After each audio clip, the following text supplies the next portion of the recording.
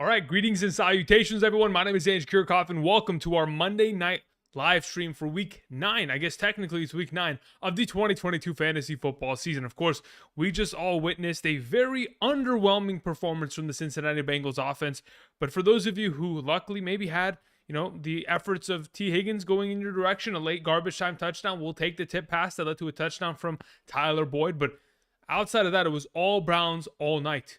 I mean, the Cleveland Browns across the board, whether it was Nick Chubb or Amari Cooper, even Donovan Peoples-Jones getting his simple 10 points like he does every single week since week 2, continue to play well. Obviously, this brings up a lot of questions in regards to, of course, the backfield, the offensive line play from the Cincinnati Bengals looking even worse than it did last year. Joe Mixon and how he is potentially going to fare for the rest of the season, but that's why we're here. We're going to talk all things fantasy football, not only just what happened in tonight's game, but going forward, how to improve our rosters, how to deal with the bipocalypse that is upon us in Week 9. Again, for those of you who haven't checked out my video from earlier just today, we had a Week 9 waiver wire targets video, and I did mention the fact that there are 6 teams on bye this week. It's pretty ridiculous. It's not only the Browns, the Broncos, the Cowboys, the New York Giants, the Steelers, but also the 49ers. So across the board, regardless of whether it's quarterback, running back, wide receiver, defense, kicker, there's going to be a lot of players missing from our starting lineup. So we're going to be able to hopefully help you guys out today and just kind of going in the right direction, point you guys in hopefully the best overall position that we can.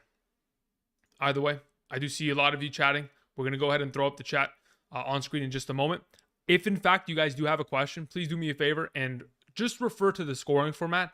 So if it's a full PPR, just put PPR. If it's a half, just put 0.5. If it's a standard league, just put ST, I was going to say, okay, never mind. ST, just put stand. How about that? Just put stand. And then we'll be good to go. I appreciate it. And let's get into this, shall we? Let me go ahead and pop up the chat onto screen. And we will get right away to answering some of these questions, shall we? Okay, let me go back to the top a little bit here because there were a couple comments that I saw and I wanted to address really quickly. Clint was the first person in the chat. Of course, thank you. For the first message or question of the day, he says, I have Allen, I have Prescott. Okay, so you already have 2 quarterbacks. Probably look to move one of them, specifically Prescott. You have Ertz and Waller. Great, probably do the same in that scenario. But considering Waller's not healthy, you might want to just kind of hold them both for now. The guy who has Andrews has a quarterback of Tannehill and Wilson. Do you think it should be a great idea? Okay, yeah, I think it is. I think if you give Prescott and you give one of these 2 tight ends, either one, I don't care. Honestly, I'd give both of them at this point. I'm willing to get Andrews in exchange for that. So yeah, I'm all for that. Tristan says, should I flex Joe Mixon or Dalvin Cook next week? All right, so really quickly, I want to address this. I have only just slightly prior to today's live stream begun the research for Week 9, okay? So if you ask me, Andrew, who do the Tampa Bay Buccaneers play this week? I don't even know. Actually, maybe I do. Hold up. Who do the Buccaneers play this week, guys? Exactly. You see, I don't even know. So I haven't even gotten there. I'm still in the Week 8 mindset, and I'm still in the waiver wire mindset. Tomorrow or after the stream, once I get into doing my research, watching a little bit of film from tonight, and then figuring out where the matchups are going for Week 9, then we can address those kind of questions, okay? I appreciate it. Joseph said, I'm 0-6. I'm 2-6. Yeah, listen, hey, it's a marathon. Do not let a couple weeks of bad luck or in some scenarios kind of dictate your future. Of course, you have a lot of time left, and you got a lot of victories to potentially claim here to get into your playoffs, so do not worry about it.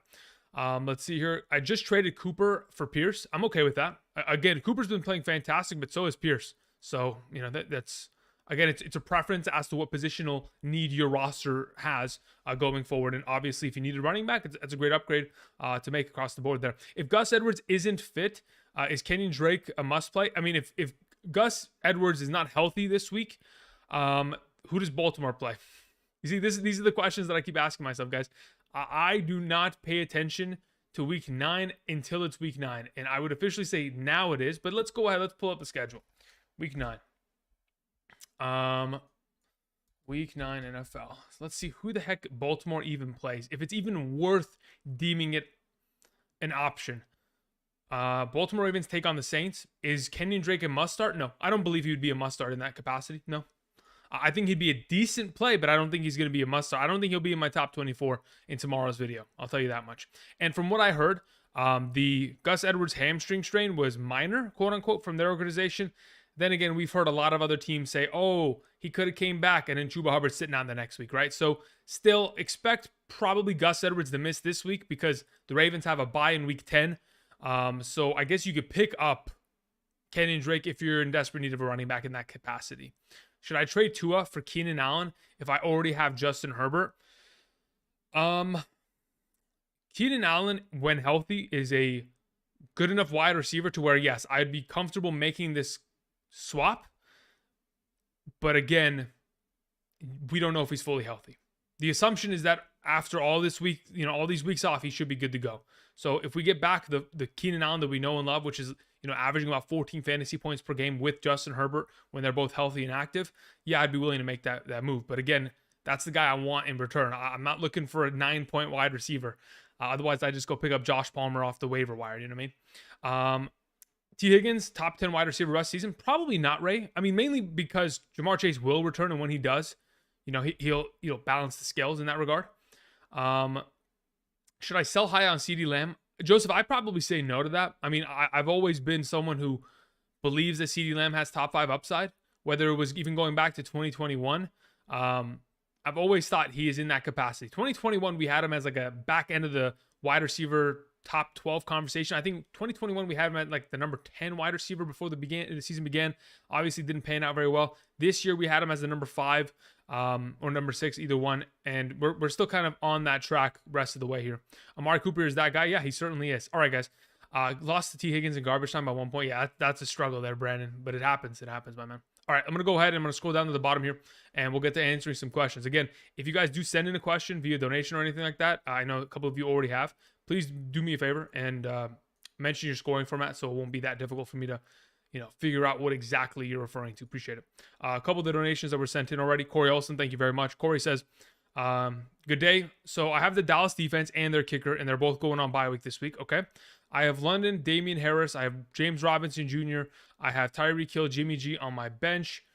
I need, okay, a week. Okay, cool. And we need to drop some of these players. So yeah, this is my suggestion here, Corey. You should 100% without a doubt in my mind, keep the Dallas Cowboys defense. They're one of the best, if not, I mean, they're perhaps maybe after this week, the top defense in terms of total scoring. But yeah, the Dallas defense needs to be kept. As for Brett Maher, their kicker, he can be dropped. So I'm willing to drop him. And I'm probably also in the conversation of potentially dropping James Robinson out of that group. Maybe I don't want to drop Jake London yet because again, there's always potential in that regard. So I'm leaning in the direction and let's drop the kicker and let's probably drop James Robinson. Sorry about that. Or maybe that's Brian Robinson. If that's Brian, yeah, Junior. So yeah, it probably is Brian Robinson. Yeah, at that point, the kicker is the only thing that we're dropping, and then we probably have to then pivot to looking at. Man, I don't even want to drop any of these guys. Corey, is Jimmy G your starting quarterback? That's the only question that I'm really contemplating in my mind right now. If you can answer that for me, that'd be a little bit easier for me to understand as to where we're going. What do you think about Kyle Pitts' performance? Fantastic. Love to see it. Was on my bench, so I didn't get to enjoy any of it. So yeah, that is the unfortunate reality of fantasy football. Just when you think we've learned something about these players and can predict their future, little do we know we cannot, unfortunately. And yes, there are some metrics that help us kind of come to conclusions prior to them occurring. Unfortunately, this was not one of them, as Kyle Pitts found himself in the end zone and had himself a relatively successful day, which of course, hey, I'm not complaining, just as long as he does it consistently. As long as the consistency is there, I have no problem with that because we invested in Kyle Pitts to be this level of player for our teams. And unfortunately, he hasn't been that as of yet, but maybe in the future could be, catching up for us. Let's see here.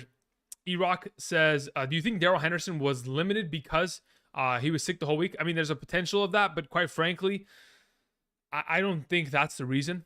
Sean McVay has already proven in the past with his actions, not even with his speech, but with his actions primarily, that he doesn't trust Darrell Henderson. There's a reason why even when Cam Akers has played awful, going back to the Super Bowl run, even this regular season, that Cam Akers has been given so much opportunity, it's because he just does not blatantly trust Darrell Henderson to be the number one running back of this team. There's a reason why he gave Ronnie Rivers all those carries and touches. And there's a reason why Kieran Williams is another guy that we want to keep an eye on, and why there's so much trade rumors regarding the Rams going after a running back, because quite frankly, it comes from the top.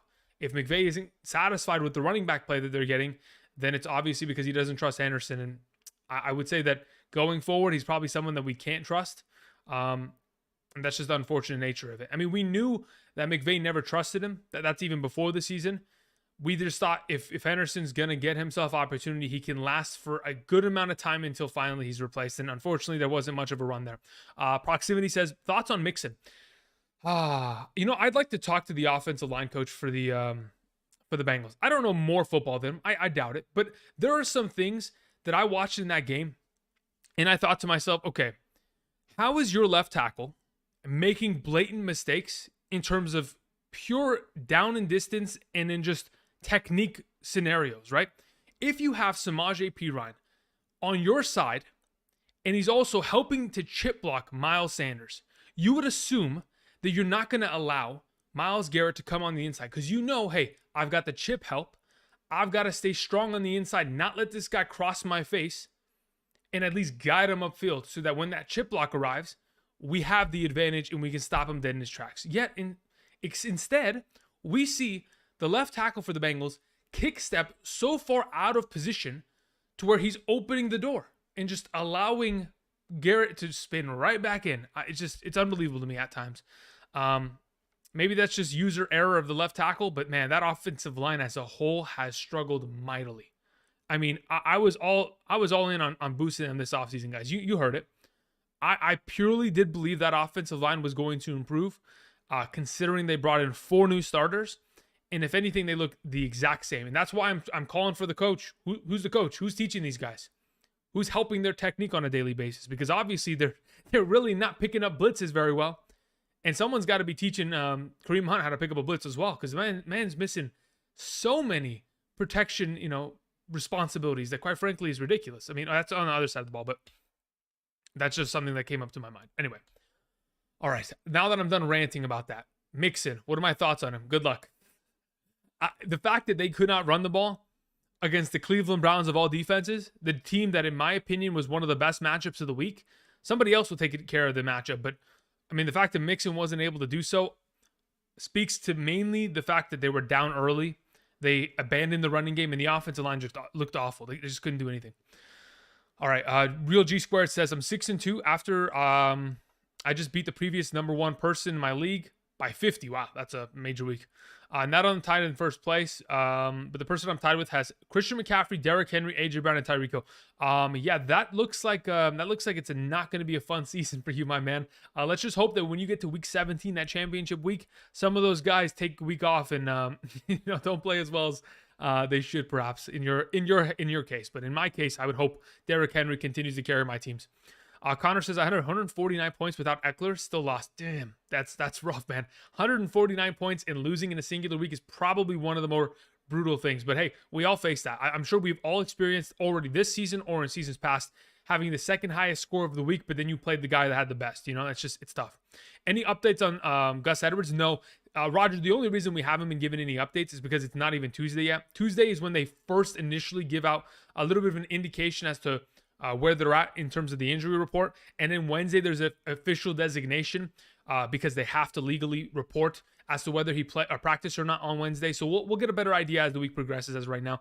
Again, Roger, I would say probably if in fact you're in need of a running back, it is smart to handcuff Edwards with Kenyon Drake going into this week, because if not, and somebody else gets Drake and Gus Edwards doesn't play, you may be in a little bit of trouble. I don't know what's on your team potentially for you.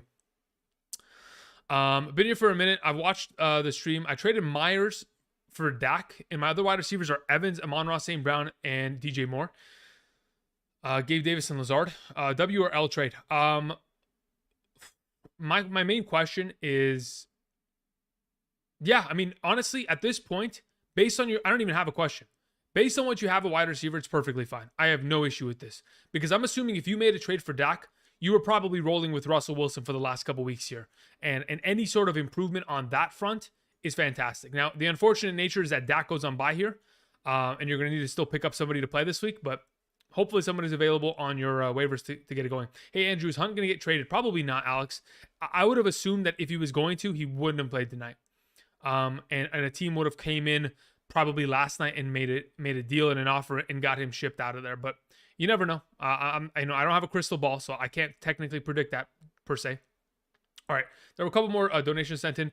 Corey Olson, we'll get to that. Okay, so Corey, to follow up on your question, you said, I meant I have Taysom Hill, not Tyreek. Got it. All right, so that helps clarify a little bit there. Because I was about to say, why is Tyreek Hill on the bench, man? The guy's got 900 receiving yards.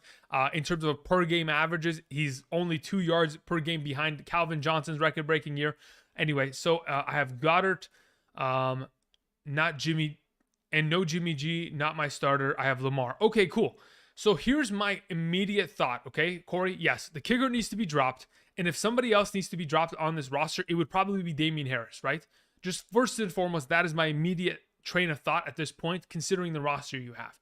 But dropping Jimmy G isn't terrible under the assumption that someone in your league isn't going to get him for free. If you could trade him away because he's thrown for 2 touchdowns each of the last 3 games, that could be something of value to maybe move.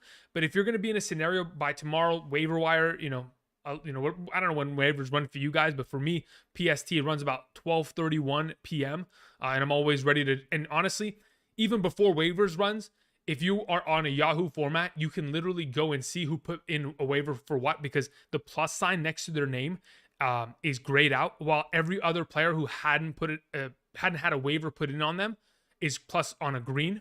So you can pick up players even before waivers run. I don't know if that works for you guys, but for me it does. Check that out. But again, you got to stay up until midnight or later. But I'm a night owl, so it doesn't really matter. As to your question, yes, if Jimmy G is not going to be a problem because you have Lamar, but again, Lamar is going on bye in week 10. That's the issue. I want to keep Jimmy G. We're probably dropping the kicker and Damian Harris. We're picking up a defense and a kicker, and we're just rolling forward. Thank you. Matt K says, I need wide receivers. Okay, cool. Let's see what you got here, Matt. Matt's, again, thank you for the donation, Corey, and also as well, Matt. Appreciate that. It says, I have to move. Okay, we have some injuries. So let's see what we have here. We have Herbert coming back from the bye. We have Tua, which is fantastic. You got Christian McCaffrey, Pollard. So Christian McCaffrey and Pollard are both on bye week this week. Connor may not play because he's injured. Pittsburgh Steelers, Najee Harris is on bye week. So you have nobody at running back this week is what you're telling me. You literally have James Conner. You're going to have to make some moves here, Matt, unless we're just tossing the week. You have Keenan Allen, you have Allen Robinson, Van Jefferson, Zay Jones, Gerald Everett, Robert Tonyan. What moves should I make? Got offered Diggs for Christian McCaffrey. Oh my goodness. We're in a tough situation here because I don't want to move McCaffrey just yet, because now that I just saw him come off a game where he had 9 targets and 8 catches, I mean, it's McCaffrey, right? And if he stays healthy, he's got even more upside in this offense in comparison to Carolina. Obviously, that now that we've been able to get a full look as to how they want to utilize him within this offense. That being said, at this point, if you want to move for a wide receiver, I don't think McCaffrey really helps you in this scenario because, quite frankly, I don't think this really helps you, because if you're getting rid of McCaffrey, your starting running backs are Pollard, Connor, and Najee Harris rest of the season. You're still going to have a deficiency at running back. So at this point, you need to maybe make a move and move those quarterbacks. Maybe even both of them. I'm not even joking. I'm of the opinion, Matt, that you may need to trade Herbert and Tua separately. Go and start Jimmy G for the rest of the year, but at least get 2 wide receivers in return. Do you know what I mean? Let me know if that's even in the potential cards here going in the future, Matt. Thank you. Let me check something real quick. All right. Colwyn Porter sending a donation. Thank you, Colwyn. Appreciate that. 5 realistic players or pair you would trade JT for. Oh, that's a tough one. The issue is Jonathan Taylor's hurt. Okay. And it's apparent, right? You guys saw it early in that game. He came off the field. He went over to the bench, and the athletic trainer there taped him up. They spatted his cleats and kept moving. That's the issue. I don't know if someone in your league wants to trade for an injured Jonathan Taylor. So realistically, if you're like, hey, I'm completely done with him, I need to get him off my roster. Realistically, I'm not giving him for less than probably, oh man, there's a lot of players. At this point, there's no way I would give him up for less than an Aaron Jones, less than a Dameon Pierce. There's no way. Now, if you're in a situation where you're like, Andrew, he's hurt, My record is awful because he's my number one pick and he didn't deliver this year. And I got to get out of this slump and I got to win games now. Yeah, those are the kind of players that realistically, 1-for-1, if I have to get them back just to get my team back into some semblance of, figuring out a win here or there, you could. But I'm probably looking for players who don't have a bye week upcoming as well. So there's a short list of players there you might be able to go after, but even then, man, it's tough because I don't know if it'll be easy to get him off your roster unless you're going to a team that already has 5-6 wins and they're ready to kind of prepare for the rest of the season and can wait for Jonathan Taylor to get healthy in that capacity. Let's see here. Corey Olsen sent in another one, said, hey, no worries. I'm dropping the Dallas. No. Do not drop Dallas defense. You can drop Taysom Hill. Yeah, that works. Taysom Hill, Dallas kicker. Those would be the two primary. Damian Harris would be third. Don't drop Dallas defense. I'm not joking, dude. I mean, I'm going to go pull up Dallas's defensive fantasy points just so I can try to give you some semblance of confidence to keep them. Since week 3, 10 points, 23, 4, 22, 11. Man, I mean, what else could we ask for? They come back in week 10. They play against Green Bay. That should be fine. Minnesota, that should be fine. New York Giants, that should be fine. Indianapolis, Houston, Jacksonville. Dude, I mean, come on. We got to keep him, right? We got to keep him. Anyway, C Mills sends in a question, says, and I'm in half PPR scoring format. I'm 3-5 currently. Somehow with Mahomes, D-Hop, Debo, Mixon, ETN, Kelsey, Walker. Man, that is a fantastic team going forward. Now, obviously, I know why. D-Hop hasn't been there the whole time. Debo now just came down with an injury. Mixon has been extremely inconsistent. ETN wasn't the same guy in the first 3 weeks of the season as he has been in the last 4. Kelsey's been fantastic, obviously just coming off the bye. Walker hasn't been this guy since now. So right now, C-Mills, you are at a position where your team has finally met its mid-max, right? If you're playing an MMORPG or if you're building a character build here, you have potentially reached your maximum potential, and going forward, you should be dropping bombs on people every single week in terms of fantasy points. Like, you have one of the better teams that I've seen. I think you'll be perfectly fine. Don't worry about it. Acast3 says, yo, I have Derrick Henry and Kyler Murray. Do I trade Stevenson and Juju Smith-Schuster for DeAndre Swift and DeAndre Hopkins? Yeah, let's do that. I'm not even joking. That would be fantastic. I'll take D Swift and I'll take D-Hop for Schuster and Stevenson. Absolutely. 1,000%. Guys, I just want to give you guys a little bit of confidence in regards to DeAndre Swift. I know many of you are probably going to ask about him, so I'll get to it right now just so we're on the same page. Before we do so, be sure to do me a favor, guys. Drop a like down below. It would certainly help continue to improve the channel and continue to grow the channel going forward. I appreciate you guys doing that.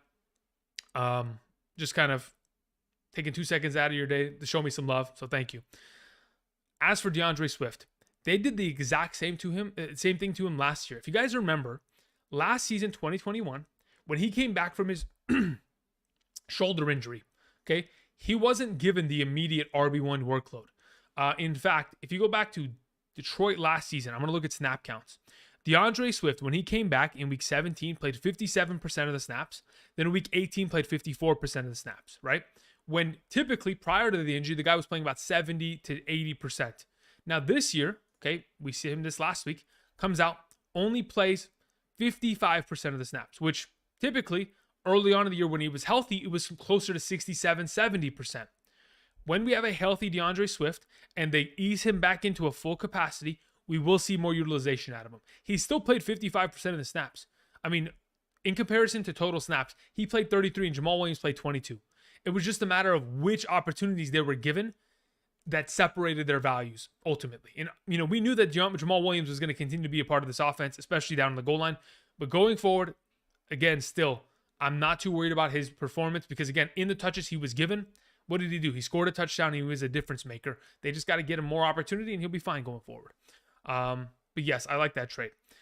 Stinky sends in a question, says, Diggs plus Lockett for Lamb and Amon-Ra St. Brown and Aaron Jones. Yeah, I'll take that. Give me Lamb, give me Amon-Ra, and give me Aaron Jones there going forward. I'm fine by that. Again, because I'm assuming the reason why you want to make that trade is because you need running back depth as well. So if you're able to get Lamb there, again, he's still in the top of my priority at wide receiver, along with Amon-Ra St. Brown, still in that lower end wide receiver one conversation. And then add yourself a running back there that, of course, is getting himself a lot of utilization, looks efficient on the ground, of course, will show himself a little bit of upside going forward in terms of the receiving work. So I'm all good with that. That's fine by me. All right, let's see what we got here in the chat. Just want to help you guys out as much as I possibly can. Drop Drake London for who? Mario, at this point, if you drop Drake London, he probably goes for 18 points next week. So do us all a favor, all of us who have Drake London, let us know if you're going to drop him, because when you do, I don't know how it works, dude. I swear, in fantasy, the week you don't start someone, they go off. I don't know what it is. I'm just afraid because we just saw Drake London, I mean, yes, had another unfortunate, underwhelming performance, but all of a sudden, Kyle Pitts is dominating like the tight end one he's supposed to be, right? Coming out of nowhere. When you least expect it, guys pop off, Mario. So Garrett Wilson, another one of these examples. When you least expect it, the guy perfectly comes out of nowhere, has himself a fantastic performance, and we're all for that. Just we'd like to be a little bit more privy to the potential there before we end up benching them and they kill our weeks, Do you trust Aaron Jones as an RB1 rest of the season? RB1, I think, is a little bit of a stretch in my mind. I think he certainly has the potential to be a low-end RB1. High-end is going to require a lot of touchdowns and a lot of receptions, because you see what the top end of this position requires, right? We're talking about Chubb. We're talking about Henry. We're talking about Jacobs, who, unfortunately didn't have a great week here, but still, that level of production, along with McCaffrey's, Kamara's, guys that are at the top, Eckler, that are dominating. And there's no conversation about it. They are just putting up an unbelievable volume of points, and the opportunities they're being given are incredible. If Aaron Jones can do what I expect him to do and score like a touchdown per game rest of the season, he could very easily be in that conversation, but he's got to stay on pace with that. If the touchdowns begin to disappear here, it'd be tough to trust that. Seth says, I have Tua, I have Walker, I have Connor, Montgomery. We have Connor again. Okay, so 2 Connors. There's only 1 Connor in the league, so I'm assuming you just, accidentally typed that in. Eno and Gus. We have Kupp, Higgins, Thielen, Cooks. Okay, we have tight end Higbee and Schultz. All right, that sounds fine by me. Fine by me. PPR. Should I trade Kupp and a running back? Should I trade Kupp for a running back and receiver? If so, which ones? If you're gonna trade away Kupp, okay, and Kupp as of right now in a full PPR, we know what he's capable of doing, right? At a full healthy capacity, Kupp is a 30-point wide receiver. If you're gonna trade a wide receiver like Cooper Kupp and get 2 guys in return, you at very least need to get 2 guys that are putting up 15 points a week. That's it. Because, in terms of equivalent value to your roster and it being worth it, right? Because if you have Cooper Kupp singularly, let me just confirm this before I'm talking out of my, Cooper Kupp thus far this season, let's pull up his PPR stats. 31, 31, okay, pretty much 32 in both those first 2 games. 16, 26, 26, 16, 23, okay? If you're going to give away a player that at this capacity thus far this season is averaging 24.5 fantasy points, okay, and you're going to give it away for 2 players to kind of insert to your roster, those guys better be able to not only, present just as much value, but they need to perform even beyond that. Because when you have Kupp starting as your wide receiver 1 and you're replacing an RB1 who maybe scores, let's say, 8 points for you, you get a total of maybe 30 plus points there. The combination that you should be getting in return need to be of that capacity. Otherwise, you're doing your roster technically a disservice unless they're going to play farther beyond what the expected fantasy point contribution is that they're currently at. So at this position, it's just a matter of how many points per game can you get back in exchange for this level of wide receiver. And can you find those, prospects that are going to at least, or can you even find someone that even wants that trade? I don't mind sending Kupp away. It's just, it's going to require a pretty big haul in return. And they've got to be consistent, because you're not going to give away Kupp now for Jonathan Taylor under the assumption that in 6 weeks he's going to be great, because you can't risk that. You got to make plays where if you're giving away value that exists now, you have to have said value as well, baked into the conversation. There's a reason why I'm not trading for guys like Mike Williams unless I'm 6-1, 7-0 in a league, 5-3, stuff like that, unless I have a winning record. Ray sends in a question, says, trade Jonathan Taylor, Swift away. Okay, so Jonathan Taylor and Swift away for high-end wide receivers, ? Other running backs that I have are Saquon and ETN. My wide receivers currently are A.J. Brown, T. Higgins, Christian Kirk, Garrett Wilson, Dobbs, and Wan'Dale Robinson. Also, I have Jalen Hurts and Mark Andrews. Okay, So, Ray, at this moment, I don't think you need to make a trade. I think the wide receivers you currently have are perfectly fine. Now, if in fact you were able to maybe move one of those two running back options and get back top tier wide receiver talent in the capacity of, I mean, you're probably not going to be able to, but when we're talking about top tier wide receivers, right? We're talking about the Kupp, Jefferson, Diggs, Tyreek Hills of the world, right? Then the next notch after them, probably like Lamb, Adams, probably at this point, Waddle, what's his name? Who am I forgetting? Chase, when he's healthy. If you're like at a position where you're like, all right, I want to move JT, let me get Lamb at this point in a full PPR scoring format, I'm not totally against it. Because at least I know that Lamb's going to be healthy. He's going to get you the sufficient amount of points you need, and he can get your roster into the playoffs because, again, he'll help now rather than have to worry about what the heck, Jonathan Taylor's ankle is going to look like in the next 2-3 weeks while he's trying to recover and still play in the same capacity. All right, let me go ahead. Let me scroll down somewhere in this chat here. Someone said stop spamming. Who's spamming? Yeah, if you guys could do me a favor, just don't spam. Typically, I understand. What does it say? Khalid, stop spamming. 11 posts is enough. Yeah. Again, SK is speaking the truth. If you guys could do me a favor, just don't spam. Again, if anything, if I see a spammer, it either gets auto-moderated out or it typically just catches my eye and I avoid answering. You know what I mean? Joe Mixon's O-line is horrendous. I agree. DJ Moore for Singletary and Lockett. I don't know if I really want Singletary in a trade unless I'm like super desperate. You know what I mean, Justin? The issue that I have with Singletary is that he's never going to be really that guy to score a bunch of touchdowns. And quite frankly, the offense isn't predicated on really establishing the run in very many capacities because Josh Allen is such a, running threat, whether it's between the 20s or down in the red zone. So going after Singletary there, I guess, is a bonus piece. It's more a matter of, do I prefer DJ Moore or Tyler Lockett the rest of the way? And quite frankly, at this point, do I trust PJ Walker more than I trust Geno Smith? Probably not. So I honestly, I'm in a position where I'm thinking, yeah, maybe it is a smart idea to just make this trade, take Lockett, because the rest of the way, Lockett's probably in the better position. Because yes, DJ Moore's coming off an incredible week. I won't take that away from him. But you got to remember, it was the easiest matchup of the week. They do play against Atlanta once again in 2 weeks. But after that, we can't guarantee success from DJ Moore because it definitely will be more difficult. This upcoming week, they have Cincinnati as well. So maybe if you want to run like a couple weeks service here where he just continues to help your team, because what we saw earlier today on Monday Night Football, for many of you maybe that were in and out of that game, maybe weren't able to watch, maybe weren't home, we're working, stuff like that, doing homework, I don't know. The game consisted of a lot of injuries for that secondary for Cincinnati.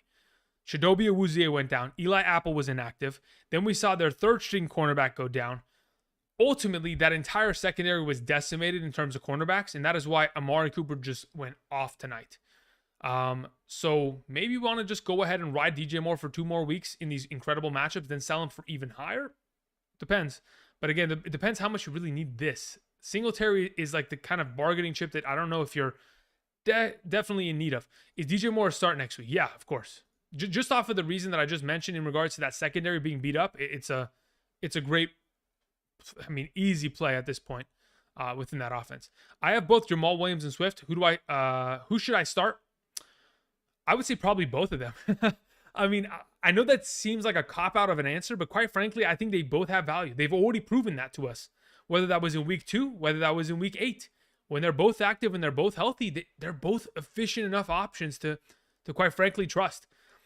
Hey, bro. Love the vid. Thank you very much, James. I appreciate that. Should I trade away Aaron Jones, Justin Jefferson, and Jamal Williams for Jonathan Taylor and Tyreek Hill? I have Kupp, Lamar, Swift, Kenneth Walker, Andrews, Boyd, Hunt, and Foreman. Okay, let's say, for example, Justin Jefferson and Tyreek Hill are identical values, right? Then the question is, would I rather have Aaron Jones or Jamal Williams in comparison to Jonathan Taylor the rest of the season? My assumption is that on a weekly basis, Jonathan Taylor, when healthy, should be a better option than those two guys. Now, is he better than both of them combined? Probably not. But the question is, will you be able to start both of them considering you still have Kupp, you have Swift, you have Walker? So technically, you don't need, you don't need Jamal, you don't need it. James, if you have a winning record, if you're sitting at 6-2, 7-1, 5-3, I think you can get away with this trade. I think you can. Technically, you can. As to whether that pans out, it's all up to literally this man. Jonathan Taylor will be the decision maker or the difference maker for your roster rest of the way. And it is sketchy, yes, but it could be worth it. Would you trade Fournette for Devontae? Yeah, probably. It is tough to say objectively yes or no, because I don't know what you have on your team. But if we're just talking about in a vacuum, in terms of who's going to score more fantasy points the rest of the way, I would probably lean towards the idea that they'll be close. Yeah, but Devontae's probably more likely to score more points, and I'll tell you exactly why. Rachaad White is getting more and more traction within this backfield. And once he continues to do exactly just that and gain traction and gain some sort of confidence with Brady, Brady will have him on the field more often and use him as a receiving threat. And that's really what separated Fournette from the rest of the pack, not only earlier this year, but last season. And if he's not able to get those high volume of receptions, Devontae Adams outscores him. Sam Bam68 says, in a 12-team standard league, 4-4 currently, been trading like crazy to move up. I have Dak, I have Cousins, I have Jimmy G. Okay, you have 3 quarterbacks. So are we talking about a super flex format here, Sam? We have Christian McCaffrey, we have Swift, we have Walker, Jones, Higgins, Hopkins, Pittman, Kittle, Schultz. Any upgrades I need to make? Quite frankly, if this is a super flex league, I think you're perfectly fine at quarterback. The fact that you will have both of these guys already past their bye weeks, and then Jimmy G will be past their bye weeks. Technically, you could trade Jimmy G and and kind of make some value out of it in a superflex format. Otherwise, why would you keep 3 quarterbacks on roster? As for your running backs, you're good to go. I wouldn't make any moves there. I mean, those 4 guys are fantastic. Your wide receivers are perfectly fine. Your tight end is fine. I don't know if there's an immediate upgrade to make technically at your roster besides maybe moving a quarterback in a superflex format. Patterson rest of season value based on strength of schedule, the fact that he has the Chargers beginning this week. Already in my mind, he's probably back into that top 18 conversation, minimum. All right, let me get back to some of these donation questions that were sent in. For those of you who sent those in, thank you in advance. Appreciate you guys being patient on the matter. Okay, Fam First says, trade Jonathan Taylor for Adams. Thin at wide receiver, my running backs currently are Kenneth Walker, Connor, and Foreman. You know what? To be honest, I think your running backs are kind of thin. I mean, if Foreman is going to continue to be that level of Foreman, don't get me wrong, I think you'll be fine there. Connor is a question mark. But at this point, I don't mind it. It's tough to say that do I want Adams though? Let me look at the Raiders schedule. What do we have here? So the Raiders have Jacksonville, Indianapolis, Denver. Okay, so they have to go against Gilmore and Surtain in 2 out of the next 3 weeks. Then they get Seattle, which is no joke. And then you got to go against the Chargers, which is fine. Then you got Ramsey. Then you got New England secondary. Then you got Pittsburgh, which is a walk in the park. Then you got...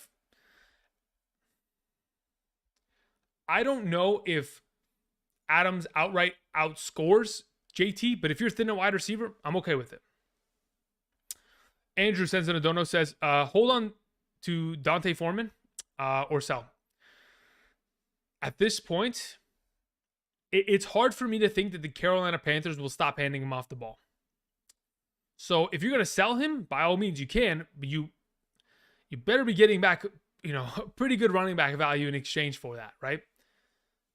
I'm not going to trade him away for an Antonio Gibson, right? Why would I do something of that nature? I'd rather go for a guy like a Dameon Pierce that I know is equipped with value and opportunity that is going to be consistent the rest of the way. But yeah, I'm not going for selling him. I mean, maybe if you want to sell him for Fournette, I'm okay with that idea because that could be an adjacent move that could end up panning out. But for right now, I think Foreman, hey, if you guys watch that game back, dude, he's kind of ridiculous. I mean, we saw it last year with Tennessee at the back end of the season, so it's not really too big of a surprise. But again, when we're talking about this offensive line, everything into account with the quarterback play, you would think that they would stack the box against that defense or against that offense and force them to, make PJ Walker beat them. And PJ Walker did at the end of the day. Well, I mean, they didn't even win, but still, beat them down the field. Also, trade Myers/Gibson for Lamb. If you considering your team, what you have at running back, I'm fine with that. You already have Pierce too, damn. So yeah, I think we're just holding Foreman there. And yes, I'd make the move to get Lamb there. Rockout says I'm 6-2. I need help in regards to my team. We have Cousins, Kamara, Swift, Brian Robinson, Khalil Herbert, Pacheco, AJ Brown, Olave, Allen Robinson, Zay Jones, Josh Reynolds, Michael Thomas, Jahan Dotson, Dalton Schultz, and Dallas defense. As for the moves that you need to make for this team, technically, Reynolds needs to be dropped. Zay Jones needs to be dropped. Pacheco potentially dropped. And then you need to go ahead, pick up a defense for this week. Probably keep your 2 starting running backs, Kamara and Swift. There's no problem there. Keep AJ Brown, Olave. Keep Schultz. You're fine there. It's just about getting a proper flex. Now, Khalil Herbert could be that guy. He could be the proper flex for you the rest of the way. Or you could try to move Khalil Herbert in some sort of capacity to try to make a play at somebody else. But again, there isn't another piece on your roster that I feel confident about pairing with Herbert to go make a piece at or make a move for a flex. So you're kind of stuck in a position where you might have to just roll with what you have unless you're going to break off one of your bigger pieces like an AJ Brown and get back 2 players in return. Dylan Taylor says, I just traded Jacobs and Sanders before the week for Cup in a 10-team league. My team is Josh Allen, Mixon, Chubb, Cup, Evans, Waddle, Goddard. Do you like the trade for my team? Do I like the trade in a 10-team league? I mean, yeah, in a 10-team league, it's fine. Technically, right? Because you can afford to do so, mainly because 10-team leagues are all-star rosters across the board. 8-team leagues are not even. 8-team leagues are DFS squads. And then 10-team leagues are all-star squads. 12-team leagues are almost all-star squads if you draft it correctly. But as of right now, may have given up a little too much.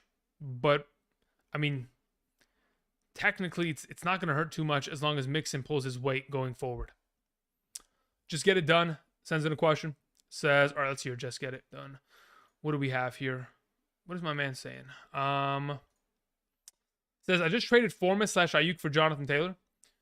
Man, can you get away with trades like that? Are people making those trades? Really? Foreman and Ayuk for Taylor, huh? What does the rest of your team have? You have Eckler, you have Connor, you have Kenneth Walker, you have Pollard, you have Dylan. Yeah, you could technically afford this because you have Diggs, CeeDee Lamb, Olave. Yeah, look, because your team is stacked across the board, you can absolutely sell like bye-week helpers, technically, for studs that are injured. You're fine with that. I'm okay with this trade. Because, again, he doesn't need to play for your team, and neither do those other guys. So, considering you can wait until JT bounces back, then you're fine.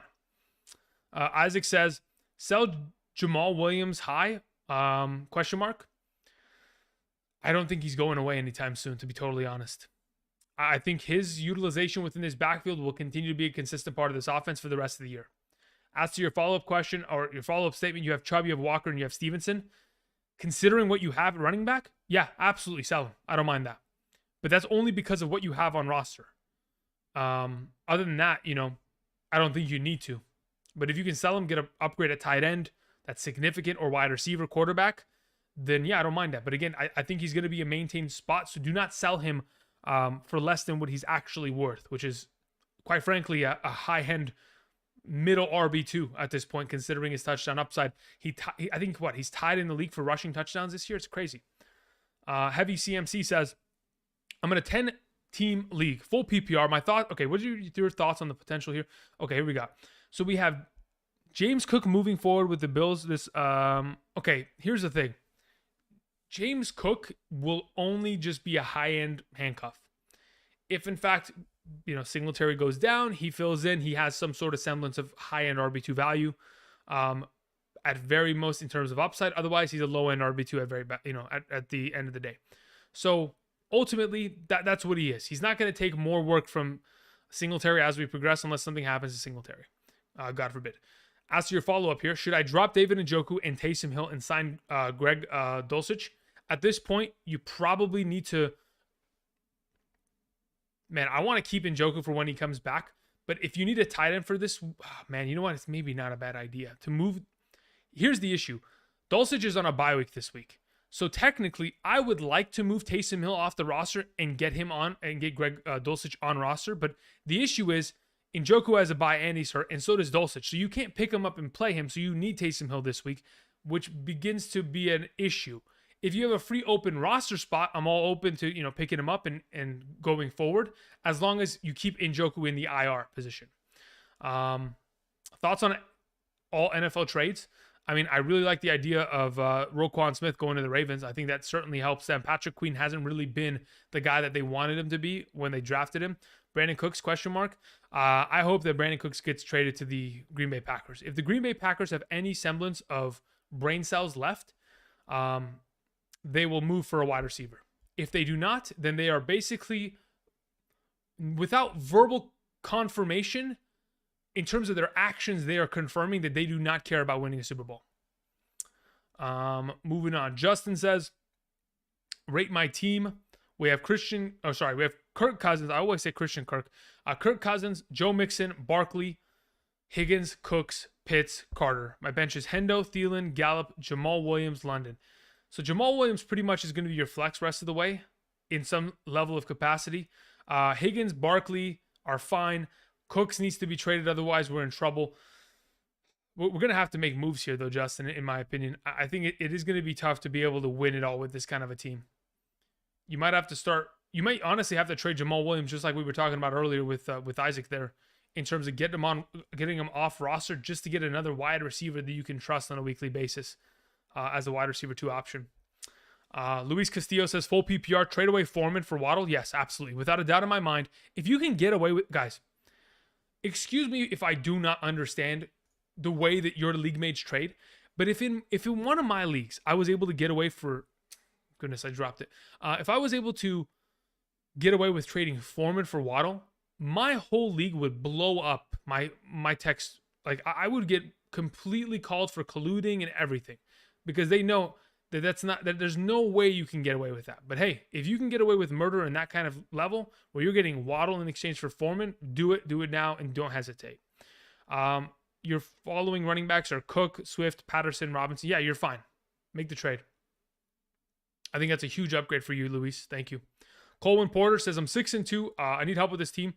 No defense, no kicker, but 3 flex. Okay, that sounds good. Lamar, ETN, CMC, Jonathan Taylor, Jamal Williams, Lamb, Williams, Pittman, Godwin, Tony, Dobbs, Goddard.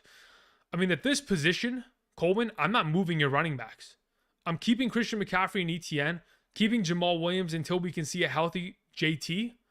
And of course, to kind of mitigate some of the pressure that you're going to receive in the next couple of weeks due to bye weeks. But I'm not making any sudden moves in that regard. So I keep those running backs. The wide receiver position is a little bit tricky. I think you could just ride with Godwin and Lamb until we see Mike Williams comes back. But if you're wanting to make like rapid moves that's actually like taking some of your studs and getting them off roster, I feel like you would need to move a running back and get a running back in exchange. You cannot afford to get rid of a running back and not get one in return. And that is my biggest reason why I'm trying to keep what you have in terms of that core group of 4. JC says, someone offering Christian Kirk and for Foreman. Wait, what? I need a wide receiver. You're going to send away. Look, if you can get, if you're going to go for Christian Kirk and give away Foreman, I guess it's fine at this level. Yeah, I think that's fine. Then the guy that was saying that he can get Waddle for him, that's a completely different conversation. I think that's completely out of the realm of possibility for probably the majority of us. But if you can get Christian Kirk there for Foreman and you don't need a running back and you're just trying to sell high on him, I would look to potentially even go with I don't know if you can invest in even higher upside guys technically, because it's just a matter of what people value Foreman at. Because they're going to look at him and think, okay, well, he's had 2 good weeks here, but how much semblance of consistency are we going to find there, you know? Like, I would love to be able to get higher tier. Yeah, you're probably not going to be able to. There's no way you'd be able to move and get an Olave or Mike Evans for that. So you're probably, best case scenario, moving for Christian Kirk. My issue with Christian Kirk is that his inconsistency as of late is beginning to plague him, which is reason why I'm heavily hesitating on just even moving for him in that regard. I'd rather go after a Metcalf. I'd rather go after a Lockett in that capacity if we're moving for those kind of players right now. JC says someone is offering Christian. Okay, yeah, we already did that. Kevin Effect says full PPR, Hines or Alexander Madison rest of the season. Based on the fact that Jonathan Taylor is dealing with his injury, I would say that there's a very, I wouldn't say it's a high chance, but I think there's a higher chance that Jonathan Taylor misses more time and is just explicitly just out of games because of his health and the concerns of said health. So at this point, yeah, I'd probably just rather have Hines. All right. Let me get back into the YouTube chat again. Before we get there, I want to remind you guys, if you have not yet already, be sure to do me a favor. Click the like button down below. Certainly does help this channel out a lot. Again, as you can see to the right of me, we have here Prize Picks. If you guys haven't checked them out already, there's a link down in the description. Earlier today, I put together a couple. I put together a couple plays for tonight. Unfortunately, Joe Mixon didn't want to get over the allotted number of 67.5 rushing yards. I said more on the number. He unfortunately didn't do that for me. I had him connected with Kevin Durant going more on fantasy, or not even fantasy points. I had Kevin Durant going more on total points. I think the number was at like 31.5. He blew past. I think he put up like 34 tonight against the Pacers. That was obvious, but Joe Mixon screwed me up. But hey, if you want to continue to play daily fantasy at your fingertips, picking more or less on a given player statistics, whether it is the NFL, whether it's the NBA, MLB, NHL, golf, esports, doesn't matter. It's all there. So check that out. Use promo code Andrew today. And when you sign up and make a first-time deposit, you'll be given a first-time deposit match up to $100. Check that out. There's a link down in the description. Scroll down there. Check it out. Thank you. All right. Let's get to the YouTube chat, shall we? Where are we at, YouTube chat? All right. The G just sent this in. All right. We'll get to that in just a moment here. Let me scroll back up to some of the questions that were sent way before. Is Brian Robinson worth the start this coming week? I will know that by tomorrow. I would probably lean towards the idea that Antonio Gibson is going to get higher ranked for me going forward, mainly because of the receiving upside. But as of right now, we're good to go.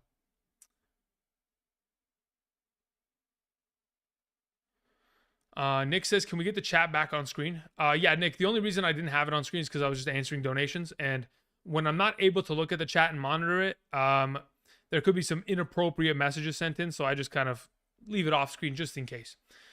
Let's see here. Trade Jamar Chase. I'm 4-4. I have Burrow, Chubb, Eno, Connor, Thielen, Claypool, Foreman, Hawkinson, Monty. Do I trade Jamar Chase? I mean, at this point, if you're looking to trade Jamar Chase, you better be getting a running back in exchange. Other than that, if you're 4-4, you got 2 tough weeks ahead of you because you have Chubb going on bye week here. And then you also have Claypool gone. Man, you're going to be in trouble without Chubb this week, huh? So you probably are 4-5 if you don't make a trade. Even if you make a trade, you could maybe even be 4-5. So it's not technically a must. If you can get a top tier running back in exchange for Chase, I'm perfectly fine with it. But that's the only thing that I'm kind of pushing for in your case here. Need to start 2 running backs and a flex. Jacobs, yeah, again, Adam, tomorrow I will have all the information regarding running backs for the week in that video. Right now, if I was to just give you advice, probably by the time we get to tomorrow, probably by the time we even get to Thursday, that advice would change because the more research I do, the more tape I watch in regards to what happened in week 8, the more confidence I have in giving you guys a suggestion in that regard. Ravi says I'm 3-5. My team is Kyler, ETN, Khalil Herbert, J-Rob, Hopkins, Gabe Davis. Gabe Davis was super disappointing. Brandon Cooks, Juju. Any trade suggestions? At this point, you keep Kyler, you keep ETN. Khalil Herbert is probably not going to be worth much, but I think he's someone that you want to hold for the rest of the year. J-Rob has no value, so probably you need an RB2. D-Hop, Gabe Davis. You could probably move Juju Smith-Schuster and try to get an RB2 in exchange, but quite frankly, it might be difficult to do so because it's going to be tough to make a move there and get an actual consistent RB2 in exchange for that, technically, now that I'm thinking about it. And quite frankly, if you're going to need a flex play, it probably has to be Juju as you play Hop and Gabe as your 1 and 2, Juju as your flex until Brandon Cooks, we see whether he's traded or not. So you kind of have to stick with what you have unless you're going to break off some of your pieces. Like if you're going to give away Kyler or D-Hop and get multiple players in exchange for that. You know what I mean, Ravi? Just traded Dallas defense for Stephon Diggs. That's funny. That's real funny. Sell Steelers wide receivers. Except for Pickens. I'm perfectly fine with Pickens the rest of the way. The rest of them, not interested.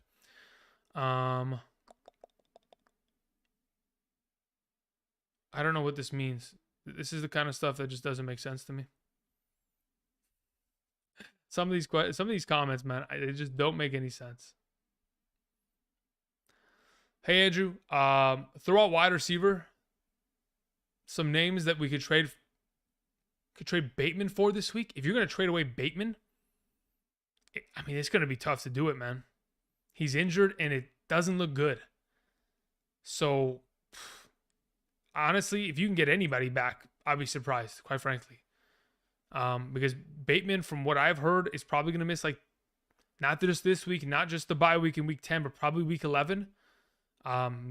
Could even see a stint on the IR. We don't know. So at this point, if we're going to trade away a wide receiver that has little to no value because he's done nothing because he's been injured the whole season, again, it's really difficult for me to give you guys an evaluation on someone that I don't even value very high in my mind. Is Ramondre top 10 rest of the season? Yeah, probably in the top 12. I wouldn't say he's top 10, though. If he keeps catching the ball 8 times a game, of course he's going to be. But I don't know how. You know what? Technically, now that I'm thinking about it, it's probably going to be often. Because the offense can't move the ball because Mac Jones isn't that good. So probably going to be top 10 because of that receiving upside. 2 and 6, I need a solid running back. Should I trade Pittman away? And who could I get? You're not going to get a solid running back for Pittman. I highly doubt that's going to be a comparable option to send away. If you're going to send away Michael Pittman, I think the best you could probably do at this position is maybe get back David Montgomery, and even then, Khalil Herbert's working behind him. You might be able to buy low on a Clyde Edwards-Helaire and just hope he scores touchdowns for you. But ultimately, I don't think you can trade a guy like Michael Pittman and get back Miles Sanders. I doubt it. I highly doubt that kind of a potential being available for us. You know what I mean? If Andrews is out, do I start Likely over Higbee? Yes, you absolutely would. When is the earliest start stashing Watson? I think right now is perfectly fine under the assumption you don't have bipocalypse issues here. Disbanded Brotherhood. All right, let me go back to some of these donations that were sent in here. G. Hefe says, how do you feel about Garrett Wilson and Sutton rest of the season? I don't trust either of them, quite frankly. I don't know what to think about them. I think if the running game for the Jets is going to completely be abandoned for the next 7 to 12 weeks here, and they're full sending into the direction, why did I even say 12 weeks? 7 to 10 weeks here, and we're going to get into a position where they're throwing the entire time, then Garrett Wilson has incredible value. As for Sutton, it's Russell Wilson. And I never thought I would say this, but Russell Wilson is that volatile that I don't even want to trust Sutton at this point. I kind of want to wait and see before I make any rash decisions on him. I don't want to overreact here on this Overreaction Monday. Kevin Effect says PPR Hilliard, James Cook, P. Ryan, or Pacheco rest of the season. If I'm stashing one of these guys, I'm probably stashing James Cook, quite frankly. I don't need Hilliard because if Hilliard only has value in blowout games where they're running the ball heavily. If Henry was to go down, Hassan Haskins would step in. So Cook has pretty good value there. P. Ryan, I guess, could be of value, but there's always the chance that Chris Evans would step in and kind of get some utilization in the absence of Joe Mixon. And then we have Pacheco here rest season, which again, it's a running back by committee situation. There's really not going to be a clear number one going forward. So James Cook's the guy there in my eyes, Kevin Effect. SKS 224 says, I'm 7-1 despite having Jonathan Taylor. We have Jacobs, we have Pierce, we have Jamal. Okay, those are pretty good running backs going forward. I'm fine with that. Diggs, Higgins, Sutton, Lockett. Okay, so yeah, 3 good guys there. Sutton's a question mark going forward. Trade Jonathan Taylor and Sutton for Aaron Jones and Deebo Samuel. I'm probably, or Jonathan Taylor and Lockett for Pollard and Sun God. I'm not, okay, here's the thing, guys. Okay, let's make a couple statements here. I don't know if Pollard 1000% has won the job, but I sure as hell hope so. Like, purely, I really hope that it took 3 rushing touchdowns and 140 yards to finally convince this organization to let him be the starter. I'm really hoping so. Now, can I guarantee that's going to be the case? Absolutely not. Because Jerry Jones came out today on a radio show and said, oh, we got the utmost confidence in Zeke coming back and being the guy. All this kind of BS that he likes to spout. He doesn't make the calls, right? We got a head coach and we got an offensive coordinator that's making the calls. And I'm hoping, they have the cojones to step up to, Mr. Jerry Jones and say, hey, I know you spent a lot of money on this guy that he probably isn't worth, but Pollard's the better back and he's going to help us win a championship this year if we ride him. Let's just hope. But again, considering we don't have a 100% guarantee of that, at this point, it is tough to send away some of these players and just hope that you're going to survive off this. I think I just keep what you have. I don't mind the Aaron Jones Debo conversation, but Debo's got to be healthy, and already popping up with a hamstring here, man. The ability to re-strain your hamstring is just so likely, especially with his storied history of hamstring strains, whether it's college or the NFL. Debo is it's sketchy to an extent there. Moving on, Just Get It Done says, how high are you on Duvernay rest of the season? I mean, Duvernay at this point, if Rashad Bateman's going to continue to miss the amount of times that he has thus far, he's most likely going to be in that top 40 conversation rest of the way. And I would not be surprised if he's even better. Jeff Miller says, I just dropped to 2-6 after time. I'm a 10-team league, half PPR. We have Herbert, Tua. Okay, one of those have got to go. Kenneth Walker, ETN, Najee, Gabe Davis, Boyd, MT, Hollywood, Dobbs, and Pitts. Any ideas? Yeah, my idea is to trade one of those quarterbacks, specifically Tua, because you can probably get some value out of him, because people like the name, value out of that. I'm thinking we should probably trade Najee Harris because he's going on bye anyway. We should probably move Michael Thomas. Don't need him. We should probably move. If you can sell Kyle Pitts high, let's just try it. I don't know. I mean, at this point, if you're 2-6 and we got to make major moves, ETN and Walker, along with ETN and Walker, are the only guys that I'm willing not to move. Every single other player on your team, Jeff, could probably be moved, and I wouldn't be mad about it, because Boyd, again, only has as much value until we see the return of Jamar Chase. Gabriel Davis is going to be inconsistent because that's just the nature of the role that he is in currently. Deep receiver, needs to have those touchdown upside games. Michael Thomas may never be healthy this year. Hollywood Brown comes back in a couple weeks, so I guess we could keep him. Dobbs is fine as just like a rotational guy that we're kind of putting in an investment on, assuming that Green Bay doesn't make a trade and the rest of their wide receiver options stay, hurt. So Tua can move. I mean, shoot, if someone wants Herbert can move. Najee's movable. Gabe Davis is movable. Boyd's movable. Quite frankly, just keep Walker, ETN, and Marquise Hollywood Brown, and let's move some stuff up. As for what we're going for, we're immediately trying to improve wide receiver, at least to some sort of consistent availability in comparison to what Gabe Davis puts forward, because if you're 2-6, you need to guarantee wins. And I understand Gabe Davis has extremely high upside, but he doesn't present enough consistency for me to ensure that I could at least get to the finish line, or at least to a Monday night game, and hope that I can barely win. Because if he has those off weeks, we're in trouble. Tracy Walker says, Tyler Lockett for Najee Harris and Garrett Wilson. I don't know if I'm investing in Najee Harris in any sort of capacity right now. So for right now, I mean, quite frankly, Tracy, I'm probably in a position where I'm just going to keep Tyler Lockett and roll with it. If I end up being wrong in that matter, I don't mind. But the issue is, I have not seen enough out of Najee Harris for me to feel confident about him being a stable enough running back to win me games. Now, if you feel differently and you got a gut feeling about Najee Harris to figure it out, by all means, go for it. I think Garrett Wilson also has potential, but it's a matter of whether that Jets offense turns to being a run or pass first offense. Last year, they were pass first, throwing the ball 60% of the times. This year, completely opposite over the last couple weeks here with, Zach Wilson running the ball 60% of the time. So, stuff there. Blizo says, trade Mixon, drop Dillon for Rachaad White. Yes, I would drop Dillon for Rachaad White. If we're trading Mixon, yeah, I mean, I think there is a very viable nature to doing so, because again, he is in a real big slump because his offensive line just doesn't do much. Kevin Effect says, thank you. In a non-PPR scoring format, who should I drop? Allen Robinson, Pickens, or Tony Pollard? Or that's not even Tony Pollard, Kadarius Toney. If I'm dropping one out of the group, I think I've probably seen enough. I don't know if I can trust Kadarius Toney yet. Truly. I want to hope that his talent is enough to completely blow past all the injuries he has sustained in the early half of this season and keep him relevant. Otherwise, it's probably A-Rob that gets the drop.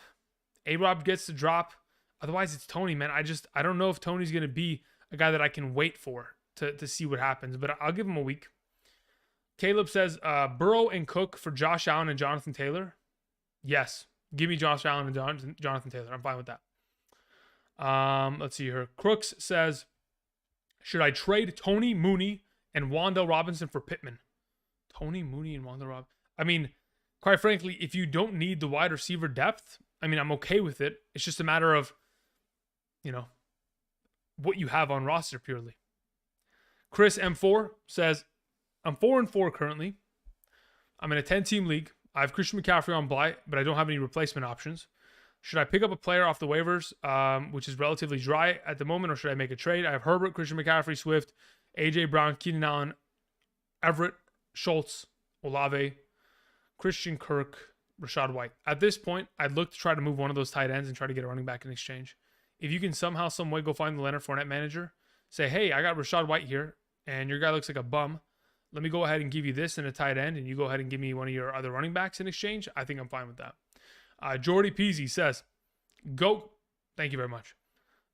Quarterback, Jimmy G. Wide receiver is Olave, Justin Jefferson. Running backs are Kenneth Walker and Stevenson. I mean, you're looking good so far. I got no complaints here. Tight end is Kittle. Flex is Najee Harris. My bench is Russell Wilson, Zeke, Hendo, Dobbs, Irv Smith. Make any changes? Irv Smith needs to be dropped because he got injured. Ankle injury this last week. That's why he didn't perform very well. And he got a touchdown taken away from his second string tight end early in that game. Either way, any changes you need to make? Probably moving away from Najee Harris, but I don't think you could probably sell him for much.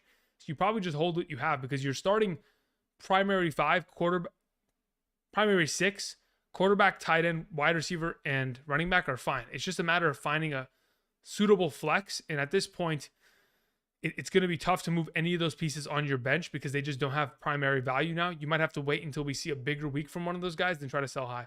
Chris Vasquez says Dameon Pierce for Ramondre Stevenson in a half PPR. Yes, I'm fine with that. Dameon Pierce for Leonard Fournette. I probably keep Pierce in that regard. I mean, I'd love Fournette to be more valuable. I'm beginning to get to my wit's end in terms of patience with him. All right, let's go to the bottom of this chat here, see what's going on here. Hazard, we're going to get to your question in just a moment. Thank you guys for sending all those questions in via donation. Let's go ahead and just scroll to the bottom. Who should I trade? Jalen Hurts. Okay. Who should I trade Jalen Hurts for in a 10-team league? I have Dak as well. No one wants Dak, though. If you're going to... I don't know if I want to trade Jalen Hurts away. If you're going to trade away Jalen Hurts, I would definitely want to get back top-tier tight end. Like, if I'm going to get back Kittle, I'm okay with it. But, I mean, I don't even know if I'm okay with that, technically. I don't even know if I'm okay with that.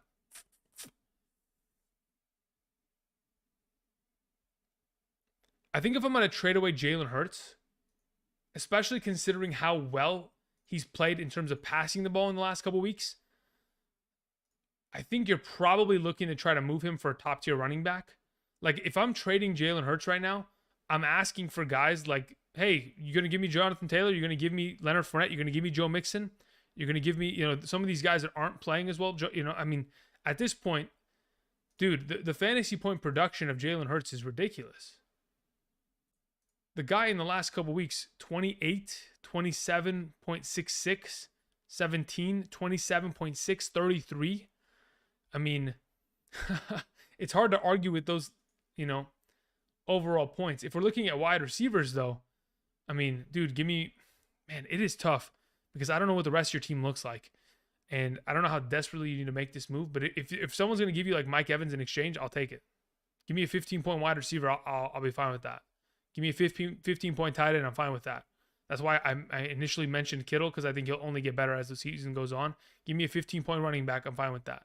But that's what I kind of want. I want to send my top-tier quarterback, which there only are a few of, for someone that's really rare to get back in exchange. All right, let me get back into this chat here. It says, hey, man, happy Halloween. Hope your day has been good and you won your leagues. Frank, I had a pretty good week here. All things considered, again, there were a couple teams that, due to the bye weeks, I had a lot of investments on Austin Eckler that, obviously didn't pan out this week because he was on bye, but ultimately, pretty good week. Thank you, Adam. I appreciate that. Or that was Frank's question. Sorry, that was Frank. Thank you. Appreciate that, Frank. Hey, first question. Would you trade away Dameon Pierce and Deontay Johnson and receive Joe Mixon and Devin Duvernay? Man, I mean, you guys are catching me on a terrible night, man. Maybe I'm overreacting about this Joe Mixon play, but I don't think I am. I legitimately may just keep Dameon Pierce over Joe Mixon rest season, even though he's attached to a Houston Texans offense. My quarterback is Lamar Jackson, and I have Austin Eckler as my RB1. I mean, technically, this should be the better squad going forward because of Mixon. he should be significantly better than Dameon Pierce, but he just hasn't been, so it's tough. 12-team league, any improvements here, says Rob Castle. Dalvin Cook, Dameon Pierce, Christian Kirk, Gabe Davis, Keenan Allen. The sooner we can get a healthy Keenan Allen back, I think you're in a far better position, but you're playing in a standard league. So I think Keenan Allen needs to be traded now before you get it twisted, because Keenan Allen is not going, I mean, I guess if he starts scoring touchdowns, that'd be great, but he's never been a touchdown guy. Keenan Allen is a 6 touchdown per year guy, so that means 1 out of every 3 games with him, which is tough. Andrew, thank you. Okay, yeah, 4-4, half PPR, Goff, Christian McCaffrey, Walker, ETN. I mean, these guys are unstoppable. I wouldn't move them. I wouldn't move these guys either. I mean, how is this team 4-4? I don't know, JC, but at this point, you're looking clean. P.S. Should have shaved the eyebrows for 200. How much do I mean, listen, guys, hold up. We had this conversation on Saturday, okay? Somebody offered me $200 per eyebrow. That is an insult. That is an insult. Legitimately, it is an insult. In no world am I ever moving facial hair off of this face for $200. How cheap you guys think 200? Guys, I'm on YouTube 7 days out of the week, sometimes multiple times out of the day. There's no way $200. I was saying on Saturday, it better be 20 grand, and I'll take the whole beard off. We'll do it live, but it ain't gonna be anything less than that. No shot, guys. No way. Thoughts on Kareem Hunt?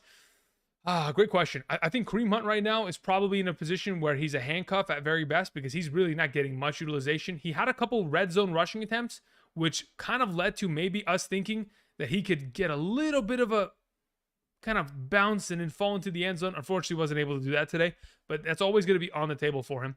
Let me get to some of these donations that were just sent in quickly. I'm going to get to those right now.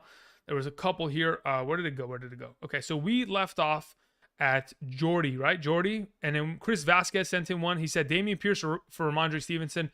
Yeah, so we already answered that one. Digital Print House says I'm 1-7 right now in a 14-team league. Okay, you need to make some moves immediately, right? So you have Murray, Cook, Walker. So those are perfectly fine, all 3 of those. Foreman, that's great. Algier, that's great. Pacheco, okay. So this is my suggestion, Digital Print. You need to move Foreman, you need to move Algier, and you need to get wide receiver and tight end help. You have Pitts. Damn. If you can somehow turn Algier and Foreman 2-4, and you can go ahead and get a better wide receiver, like you can go after, the first name that comes to my mind as of right now is, hey, I want to try to get Mike Evans as soon as I can, because I know Brady's going to bounce back. If you can somehow get back Devontae Adams out of this terrible week by just giving a 3-for-1, or going after a Mike Evans, or going after DK Metcalf, Tyler Lockett, those are guys that right now I feel are hot commodities that you could you probably won't get DK Metcalf or Tyler Lockett. They're both coming off touchdown games. Maybe you can buy low on a Chris Olave here. But those are the guys, Olave, Evans, Adams. Bro, if you can get them in exchange for whatever the heck you're going to throw at someone, if you're going to throw the whole kitchen sink at them, send it. Because right now you're 1-7 and you need as much help as possible. SL Hazard says, hey, Andrew, great news. I'm 7-1 in a 12-man Shark League. Oh, it's a Shark League, huh? That's hardcore. That is legitimately hardcore. I don't know if you guys have ever played in a Shark League, but that is, that's tough. Starting DJ Moore was genius advice. I don't think it's genius advice. I mean, come on. I know you want to give me my flowers, but starting DJ Moore is a pretty obvious way to go, I would assume, based on matchup alone, right? So, I appreciate the compliment, but I mean, it's all DJ Moore. He did the work, and you made the final decision at the end of the week. Should I drop Akers? I think Akers could probably be held for one more day. Let's wait one more day. Let's see what happens to the Rams. By tomorrow afternoon, if nothing has moved on in terms of a trade, I'd keep him on roster. If they trade for a running back, drop him. Jordy sent in another question. Says, I have Lamar, I have Dalvin, I have Walker, I have Pittman, I have Amon-Ra St. Brown, I have Sutton, Schultz, Carter. Should I run Fields and trade Lamar for assets? Yes. Yeah, no, seriously, Jordy, if your current lineup and your record is not enough currently to sustain you for the rest of the way, and Lamar's got a bye week upcoming here, yeah, I'm willing to move him for assets just to get my team into the conversation. Because I'm looking at you don't technically need to replace Dalvin. You don't need to replace Walker. You need to replace Pittman probably. Amon-Ra's fine. Schultz is okay, but not the greatest. But you need a backup for him this week. Maybe Dulcich is available, but you need to have a wide. You need to get a wide receiver in a flex in return. AV says in a 12-team standard league, I have 3 wide receivers plus 1 flex. I'm 5-3, 15 points. Any ideas how to? Any ideas? I feel it's average at best. Can it? Okay, we have Kyler Murray, Aaron Jones, ETN. Okay, I'm perfectly fine. We have Pollard and Jamal Williams, and then you have Herbert. You have the handcuff monster squad, by the way.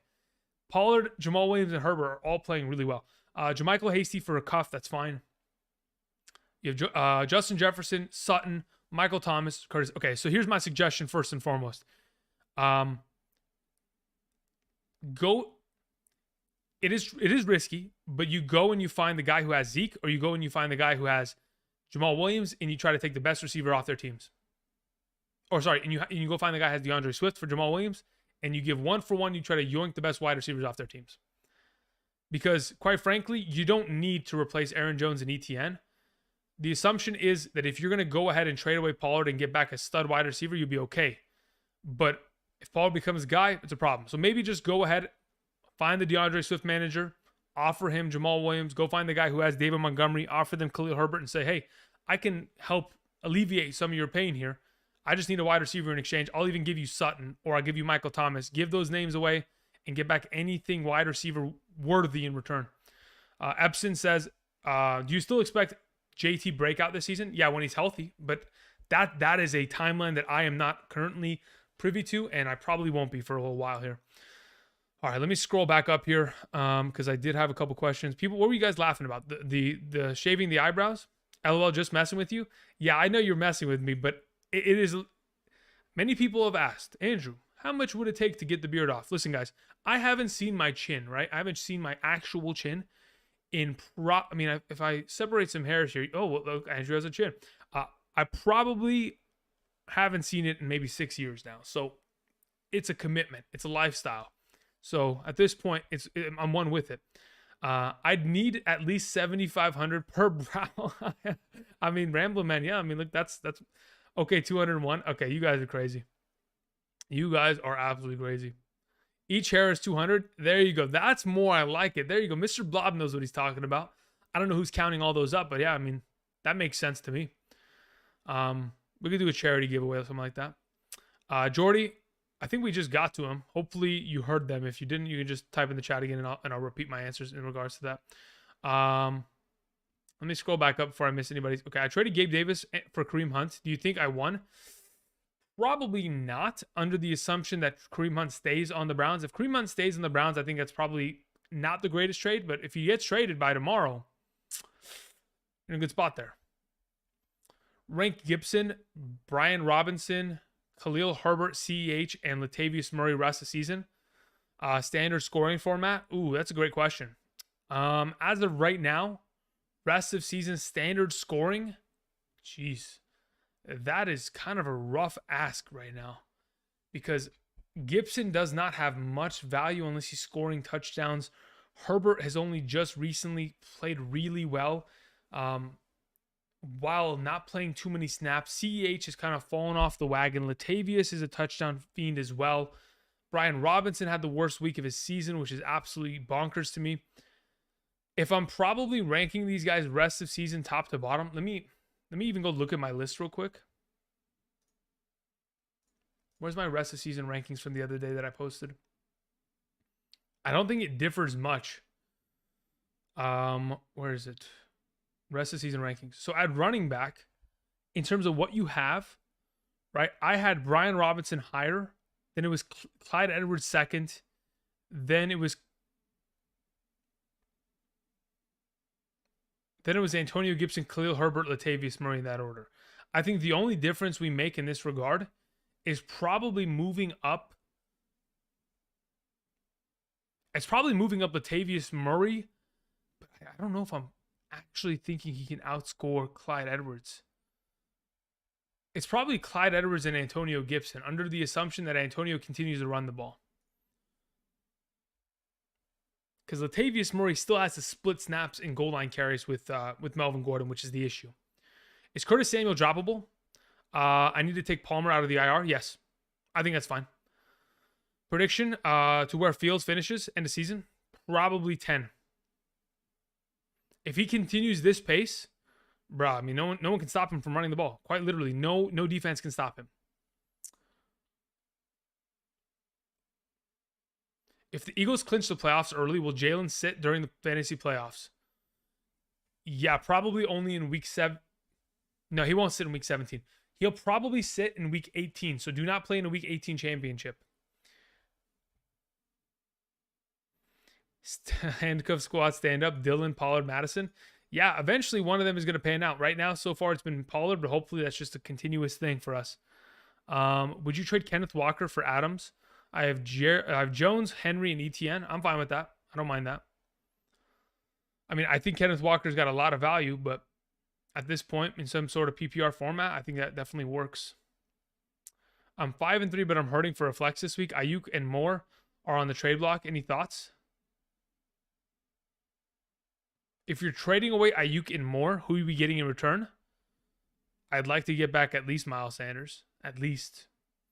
But right now, what I'm going to suggest to you guys is don't make any trades for any of these running backs that could be traded. So what I mean is, like, if you're going to go ahead and trade for Miles Sanders, be very careful in doing so in a buy low situation, because there's a very good chance that someone gets traded to the Eagles because they're going all in for a championship, and maybe they go for Kareem Hunt, maybe they go for somebody else, and if they do, the value gets shifted there. So let's wait until that trade deadline hits tomorrow, and then we're looking for running backs of that nature.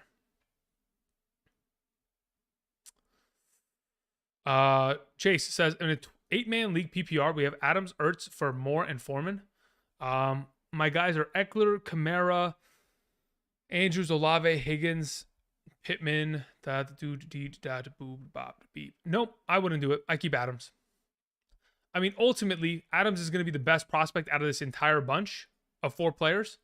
And because you're playing in an 8-team league, you don't need to start Foreman in any sort of capacity on your team. So no, I just rather keep Adams right now going forward. What about $200 to oil the beard so you can look like the Babylonian king? What are we on about? What does a Babylonian king even look like there, Jordy? Do I need like Isaiah Likely to handcuff if I have Andrews? Yes. I would say 1000% yes, mainly off of the idea that the Baltimore Ravens have a bye week in week 10. So the likelihood of Andrews not playing in week 9 is relatively high. And with that being the case, you would most likely handcuff him to play Likely this week and then have Mark Andrews come back in week 11. What should I target in for player-wise for Lamar? If you're going to trade away Lamar, again, I think Lamar is a little bit lesser in terms of value in my eyes in comparison to Jalen Hurts, mainly because of the offense that surrounds them. If you're going to trade away a Lamar-esque player and you're legitimately going to go for one for a prospect in return, I want really good guys. I want Mike Evans, like straight up. I don't want to short sell these quarterbacks. There is such a separation of value at quarterback, guys. And I know that there's a pretty big separation of value at the top of the heap, right, where there's Josh Allen and then there's everyone else. But when it goes Josh Allen and then there's Mahomes, Hurts, Lamar as the second tier of quarterback right now, let's not sell Lamar lesser than that right now. He needs to be treated like that second tier of quarterback because purely he is. He's with Mahomes and he is with Hurts. So going forward, I want top tier players back. If my quarterback's going to put up 23 to 24 points per week, and I'm giving that away, I better be getting back, a 15-point wide receiver or running back or 13-point running back. So in specific, in terms of wide receiver names right now, there's no way you're going to get a D-Hop in return, which obviously would have been preferred. But as of right now, I'm looking straight at guys like Devontae Adams on a buy low. I'm looking at Mike Evans, like I've said about 1,000 times already, but I'll continue with it. I'm always in the market to get T. Higgins on my roster. I'd love to get Chris Olave, but again, he's probably way lower value in that regard than some of these other fellas. Who else is out there? I guess you can go after DK because DK as of late, I mean, outside of the injury game from last week, the fact that he's able to come back and immediately go in the last couple weeks, 15, 18, 15, has himself a 4-point week, then he's injured, then another 15-point game. Those are the kind of players I'm talking about. Trade Lamar or Kyler Murray, and for what? Tracy, I would probably suggest trading Lamar if you're going to trade either of them. I mean, sorry, not Lamar. Trade Kyler. And if you're going to trade Kyler, similar scenario in which we have, but probably lesser tier players. So at this point, I'd be willing to trade Kyler and try to go get Marquise Hollywood-Brown, right? I'm okay to trade for an injured player. Also, I'd be willing to go after and get Amon-Ra St. Brown if he is a affordable enough piece right now. Because considering what he's put up in the last couple weeks, he should be affordable. Going after Amon-Ra St. Brown as a wide receiver, someone that I'd really like to get on my squadron in that regard.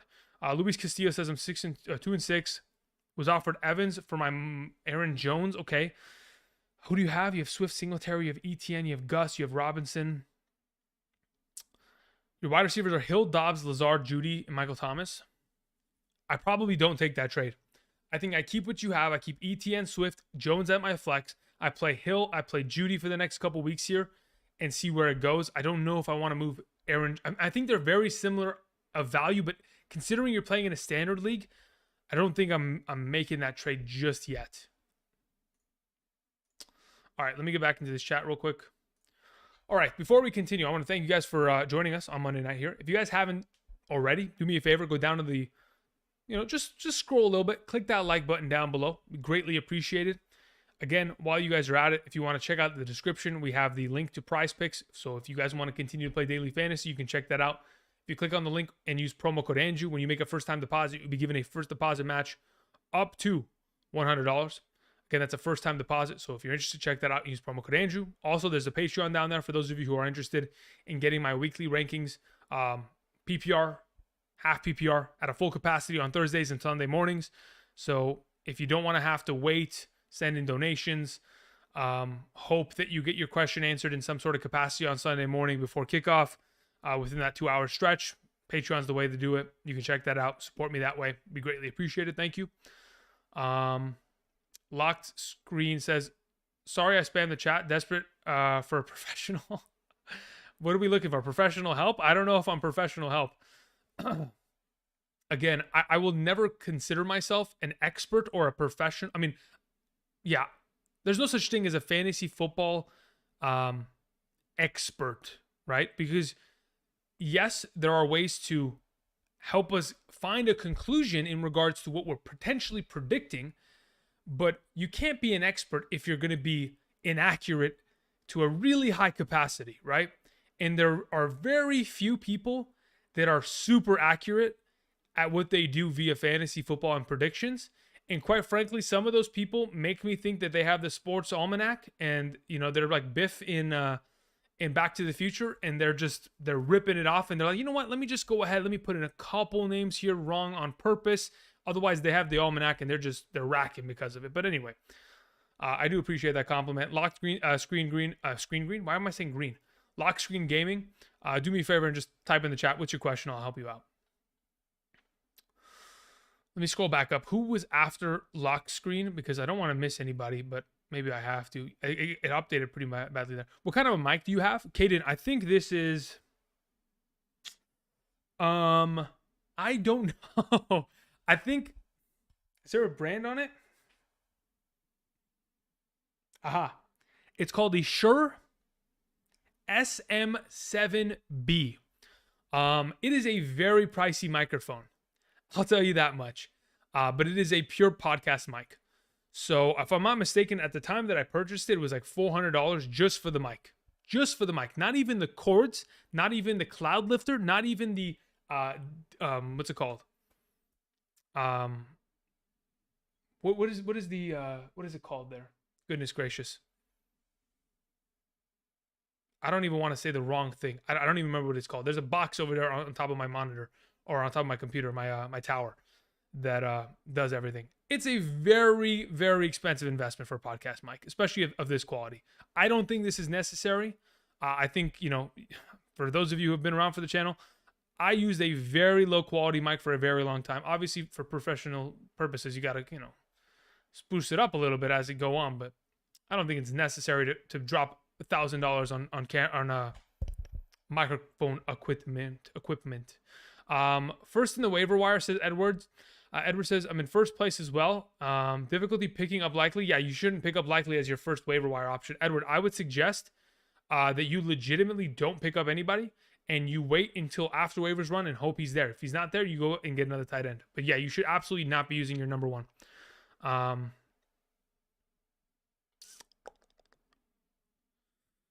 Let me scroll back up here. What do we have? Okay, so Luis Castillo, did we answer this? Yes, we did. Okay.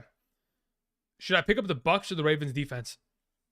Like I was mentioning before, I don't even know who the Bucks are playing this week, guys. I wasn't exaggerating when I said that too. NFL week 9. Who do the Bucks play this week, guys? They play against the Rams. Nope, do not play. Nope, no. Drop, no, do not do that. Do not do that. Or do we play the Ravens against the Saints? Yeah, I'll take the Ravens. I'm okay there. If I'm picking between those two, I'd rather have the Ravens by a long margin. You'll see as the way that I rank Cooper Kupp and some of the stats that I break down to you guys. McVay, when I see McVay game plan against Tampa Bay's defense and secondary, I almost feel like they have their practice film. Like, it is so easy for McVay to beat Tampa Bay. It is ridiculous. Yet when he goes against Shanahan, he can't do anything. He looks like a toddler out there calling plays. Should I trade Najee Harris for Devonta Smith and Devonta Smith for Sanders? I'd probably say no to that. What do we do with Cortland Sutton? Leave him on the bench. Leave him on the bench, and let's hope that he perhaps in the next couple weeks here figures it out. Because he's going on bye, it's going to be hard to trade him in any sort of capacity. So let's go on and wait on that. Let's see. If Lazard isn't back, I need a flex this week. Kind of thinking more Mooney or Robinson. Yeah, it's probably more out of the bunch. Probably. Could also get Foreman. Yeah, Foreman's the guy then. What are we doing? They play? Yeah. Let's go get Foreman. Let's not mess around here. We just saw Nick Chubb run through that defense. Let's go probably get Foreman there and let's invest that way. Got offered Pollard and Hunt. Should I accept? Wait, you got offered Pollard for Hunt? Yes. Yes, without a doubt. Without a doubt in my mind, insta accept that. I don't even care if Hunt gets traded. Keenan Allen, rest of season thoughts? I think he's probably top 20 rest of season at wide receiver. But that's in half PPR, full PPR formats. Standard league, no thank you. Okay. I agree on Cooks to Green Bay. Dude, that would be fantastic. That would be fantastic. Sure is worth it. Yeah, I know it is. Typically, this microphone is for music. Why is I can't even pronounce words anymore. It's so hot in here. I'm sweating. I'm having a stroke. It's typically for musicians in recording studios that are like kind of scuffed to an extent, but like, I guess in the budget range for them. But that's currently like the kind of region that it's in. Let me scroll back up here. Keep Pierce and Amar. Okay, I think you're talking to somebody else. No, yeah, you're talking to somebody else. What's Patterson's value rest season? Yeah, like I was saying, Joseph, I think he's probably got top 18 running back written all over him rest of the way. Hey, Andrew, I'm 4-4. Any changes to my roster? All right, let's see what we got here. We have Justin Herbert. We have Geno. Okay, probably one of those guys can be moved now that Justin Herbert's off of his bye week and we're going ahead into the future with a lot of success here. We have Stevenson, Jacobs, Fournette, Walker. You got 4 fantastic running backs. Diggs, Chase, Cooper, Boyd. Wait, okay. If this was okay, this is what I'll tell you. First and foremost, you have a very stacked squad across the board. There is no place where I believe you are lacking outside of maybe having a little bit more consistency at quarterback. But quite frankly, when Justin Herbert's fully healthy and he gets the full squad back, you're fine. Luckily, you have Geno to also complement him in bad matchups. You're fine otherwise, because these two tight ends are fantastic. Both these guys should be starters in a 12-team league. Chase and Diggs, when both healthy, are obviously studs. Amari Cooper's balling out. You have Boyd until we see Chase return. DJ Moore's been feasting as of late. The 4 running backs complement each other because at least you know Stevenson, Walker, they're on fire in terms of young guys. Jacobs will be, doing his stuff, and until Fournette figures it out, you can hold him and just roll with the punches. I mean, you're in a perfect spot to succeed. I don't see any problems with your team. Luke says, do I drop Zay Jones, London, Hines, or Gus Edwards? I need room for my bench to save Dallas defense. If I'm dropping one of those guys, I'm probably dropping Zay Jones there. I think he probably has the least potential rest of the way here. I need to drop one for a defense. Who do you think? Dallas, Henderson, or Rachaad White? If I'm dropping one, I'm probably... Oh, wow. I'm not going to drop Dallas defense. I can't. So I'd feel far more inclined to drop Darrell Henderson if there's a trade made. If not, I'm still willing to drop Henderson because I think Kieran Williams probably takes over, and if he doesn't, it's a running back by committee going forward. So Henderson's probably the most droppable prospect there. Javier, appreciate it. Fixed my PPR. Burrow, Evans, Christian Kirk. We have Najee Harris, Mixon, Pollard, Jamal Hawkinson, Everett, Keenan Allen, Michael Carter, Henderson. Okay, so of the team that you have, Christian Kirk has been super inconsistent. If we can move on from him and get somebody else. Oh, you have Keenan Allen. Never mind. So you're fine there. So you got Burrow, Evans, Allen. Perfect. You got Mixon, which is kind of rough right now. Pollard, Jamal. Okay, Pollard hopefully will figure it out. Jamal hopefully will continue to be as consistent as he's been. You have Everett for the rest of the way, who I feel far more confident with than Hawkinson. And then you got a couple more options here. So really, I think it's mainly a matter of moving Christian Kirk with another option, maybe moving Christian Kirk with Michael Carter and trying to get another wide receiver going forward. Outside of that, I think you're okay with what you have. It's just a matter of you need to see consistency out of Mixon. And if he's not presenting that, then he needs to be traded, which unfortunately would be tough to do, especially if he's not performing at a high level. But maybe you can go ahead and sell him to a team that has, a pretty good record and believes in Mixon rest of the way. Just traded Jamal Williams, James Robinson, and Foreman for JT. Still betting on JT this season. Gonna prove a hater's wrong. Yeah, I agree. I mean, listen, when he's healthy, James, he's a monster. And you got a pretty stacked squad too, so you're good to go there at 7-1 based on that. Should I trade Zeke for either Sutton or Kirk? My other running backs are Henry Kamara.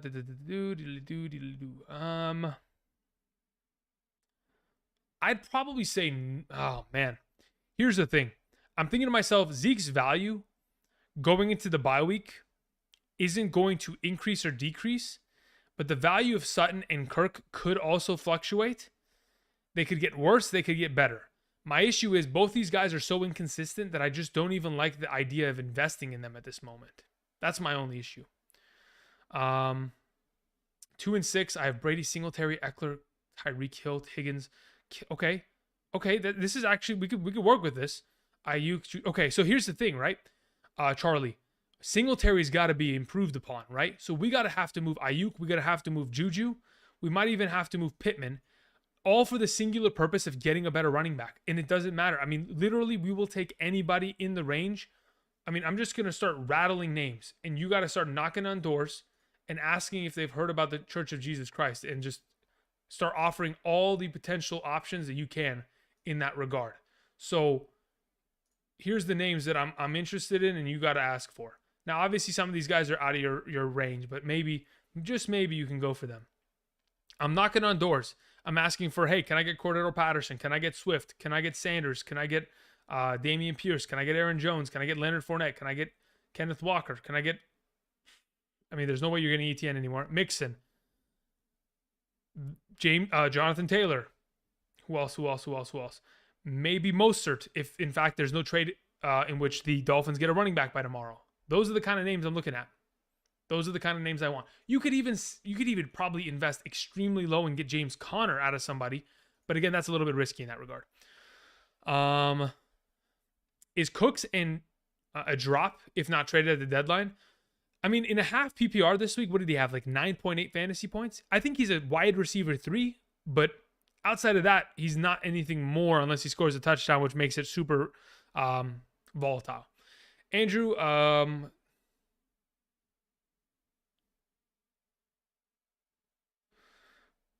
appreciate that. Thank you very much, Hazard. Yep, no problem. Glad I can help. Let's see here. Keenan Allen versus Atlanta or Chris Godwin versus the Rams. Sanders scoring. Again, I would probably lean in the direction of playing Keenan Allen because that secondary is awful, but I will have a far more committed answer by Wednesday. Wide receiver video. Appreciate it. JT rest of season, blew first place this week.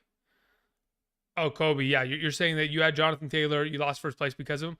Again, if you're in first place, you shouldn't worry. I think when in fact he's back, he's healthy, and you're fine. Whether that's in 2 weeks, whether that's in 3 weeks, you're still going to be in that top 5, conversation within your league. And yes, you probably want to keep your bye week, but unless you're going to move Jonathan Taylor and get an improvement at running back, which is certainly going to be difficult to do, you'll be fine. You'll be fine. Do not panic. Again, I know it's very particular in the regard that Jonathan Taylor is injured, and that is what is holding him back in comparison to just him being bad like Joe Mixon is. There's a difference, right? Injuries you can get past. Bad offensive line, you cannot. One's curable, one isn't. And that's the difference maker. You know what I mean? Kieran Williams' outlook if the Rams don't trade. If the Rams do not trade and Kieran Williams shows up and he has a massive week against Atlanta, which he very easily could, he could solidify himself as the number one in this backfield. And if in fact he does so, by all means, that's a lot of value. That's RB2 status rest of the way. Because we know how much the Rams want to run the ball, especially down on the goal line. And they proved that on Sunday. They just weren't able to plug it in because they didn't have the running back that could make anybody miss. And they don't have the offensive line at a full healthy capacity right now to get them there. Let's see here. What kind of value can I get out of Fields? I have Hurts and Cousins. It depends. The value of a player is based on how much somebody is willing to give you for him. So it depends on how desperate someone is in your league for a quarterback. If you can find a desperate player in your league, go find, their second best running back and yoink that off their team. We're not trying to kill rosters. We're not trying to completely fleece people, but we want their best, we want at least a starter that can play for us in exchange for it, right?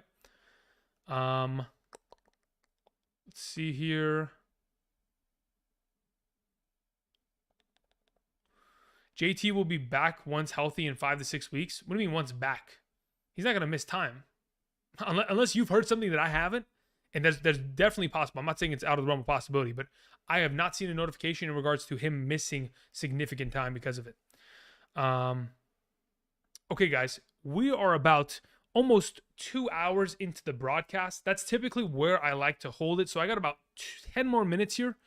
And then I'm going to have to bow out so I can start preparing for probably 5 more minutes. I'm going to keep it real because I'm sweating and I am, it is probably like 80 degrees in this house, and these lights are burning, my boy. You're your boy.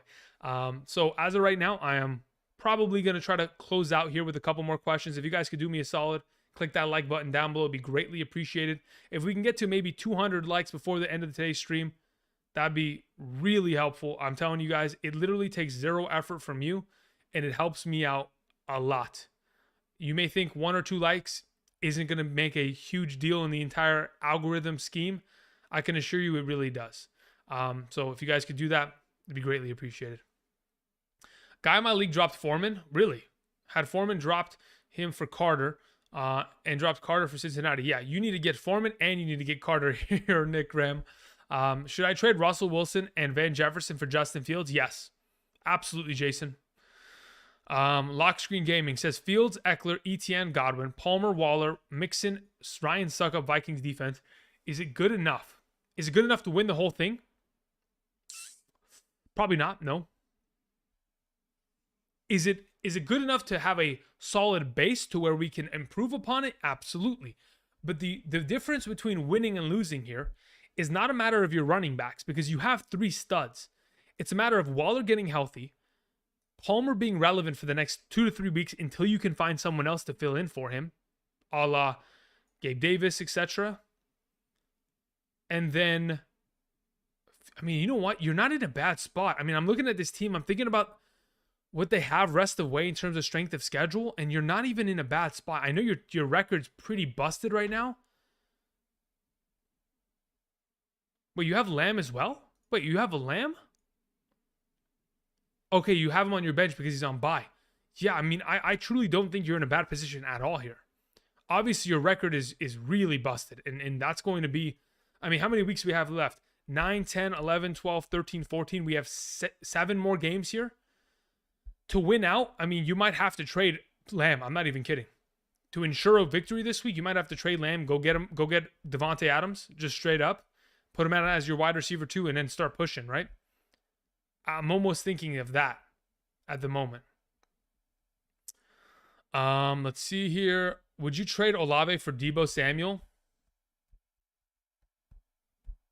No. Mainly because there's so many receiving options within that offense. And I know Michael Thomas and Jarvis Landry are just going to continue to stay injured. And or when they come back, won't be factors in the overall success of Olave to where I just want to keep him. I know Debo has far more upside because I know what he's capable of, but the way that Christian McCaffrey looked, I think Debo's value goes down pretty significantly with Kittle, Ayuk at such, prominent options within the offense. Not trying to spam. Please check. Yeah, no problem. Let's see here. E-Rock. E-Rock, is this your latest message? Here it is. Okay, let me go back up. Help. Would you trade Mahomes and Saquon for Burrow, JT, and Godwin? No, I would not. I have Henderson, Michael. No, I wouldn't. I'm looking at the rest of your team. I prefer Saquon and Mahomes the rest of the way. Thank you. Apologies for not being able to get to that fast enough. Again, guys, if you sent in a question and I've maybe glossed over it like 12 times and you think I'm purposely avoiding it, trust me, I'm not. I'm really trying to answer everybody's question. It's just really tough because there's a lot of you in one of me. Half PPR receivers: Hopkins, Chase, Jefferson, Amon-Ra, Olave. Okay, really good wide receivers. I mean, elite level wide receivers. Running backs are Okay, here we go. So now we need to do something here, right? Okay, Vang, you need to absolutely start making moves for running backs immediately. You could survive with Patterson and maybe one of these two popping off eventually. But the idea of trading Hopkins for Swift is enticing to an extent. That being said, I would look for somebody even better than that. I would rather move Hopkins and try to go get ETN, right? That's the kind of level I'm looking at. I'm trying to get guys that are healthy now, that don't have vultures in their backfield that are going to ruin their lives in a couple weeks here. So if you can move Chase, you can move Hopkins and try to get back a stud in exchange that is at the higher level capacity. I know Swift, I'm expecting to be great. But again, I can't guarantee you that you're going to get him and he's going to play well this week. Because again, they may slowly kind of transition him in the next couple weeks here until he's at a full capacity. G Squared says thoughts.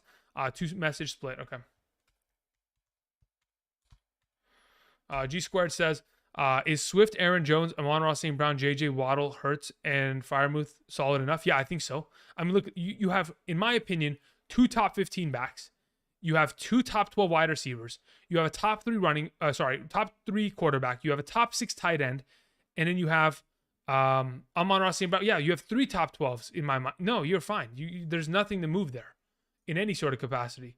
Prediction on Justin Fields finish. Yeah, I said 10 overall. 10-team league, 6-2. This is the squad overall. Picking up Everett. Judy Wanda, Robert. Yeah, I mean, that's fine. Again, AJ Dillon is only because of Jones. Rashad, and yeah, you're fine there. Tony's fine. Pickens is fine. Fields, yeah, you're fine. I don't see any problems with the team that you have here, G Squared. I think it's stacked. Because your starting roster is stacked across the board, you could legitimately have, anybody on your bench, and I would say it's good. But the fact you still have comparable depth going forward for when you hit those bye weeks and you have handcuff upside, that's great. Which wide receiver do I get for Aaron Jones? Starting we have Adam, Deontay Johnson. If we're trading Aaron Jones just straight up one-on-one for a wide receiver, I know somebody asked me if I would trade him for Mike Evans earlier, and I didn't like the idea of that. I still kind of don't. But I'm beginning to think, I don't know who else is going to be legitimately of the identical value of that. Because there's no way you get some of these other guys. Devontae Adams, like legitimately, that's probably the guy I'm looking at. I'm looking at Devontae Adams. I'm like, he's coming off a bad week. Let's try to make that move. Let's try to go snag him up. Because outside of him, really, it's tough to get some of these other receivers on your roster. And these other guys are just not worth it at that point because they're just too inconsistent.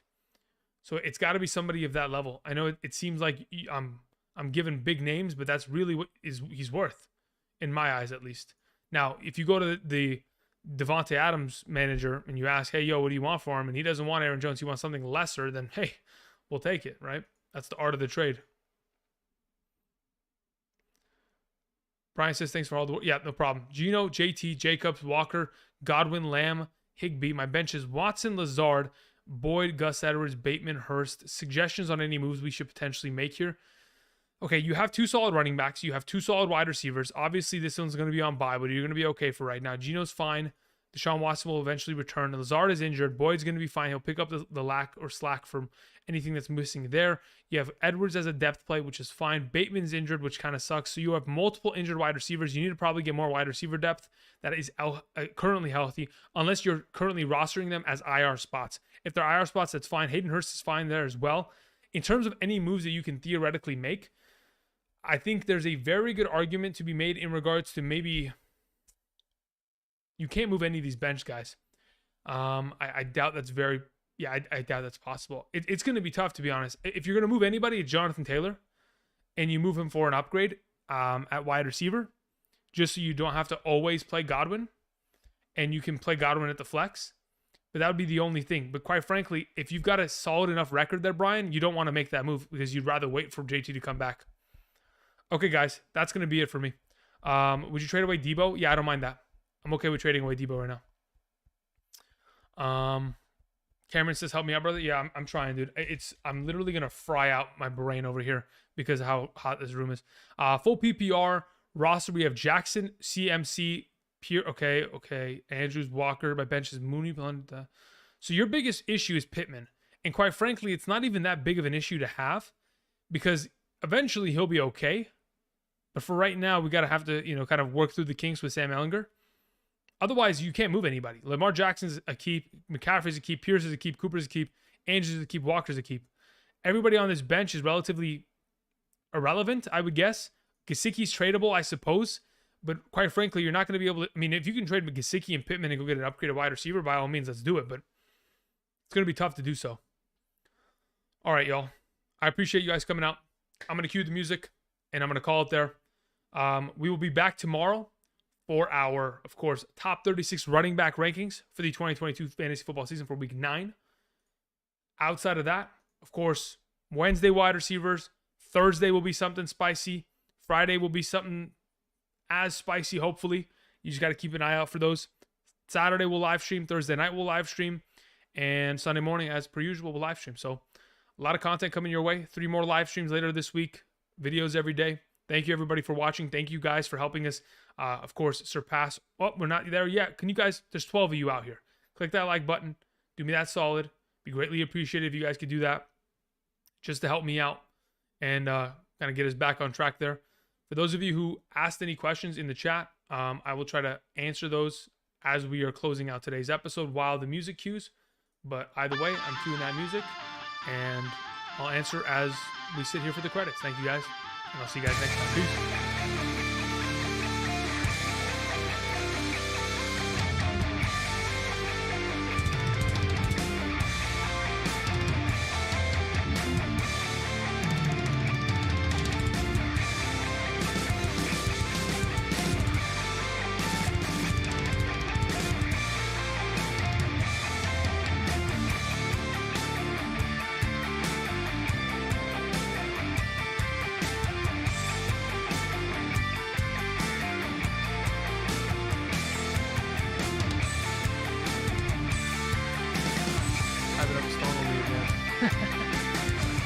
So yeah, Jonathan, can I flex A-Rob? Probably not. Only if Cup misses. If Cup doesn't miss, probably not in that capacity. Peace Dog says, I'm looking at SOS for end of season playoffs. Yeah. Chat, would you trade Ramondre for Taylor? Ooh, risky, my man, aren't you? That is a tough one. It depends what the rest of your team looks like there, man. Peace, dog. If you've got like a really stacked running back room and you can survive with Taylor being, like, relatively hurt for the next couple weeks, then I guess you can get away with it. All right, guys. Happy Halloween. Appreciate it. Go eat some candy. And until next time, I need 6 more likes. Peace.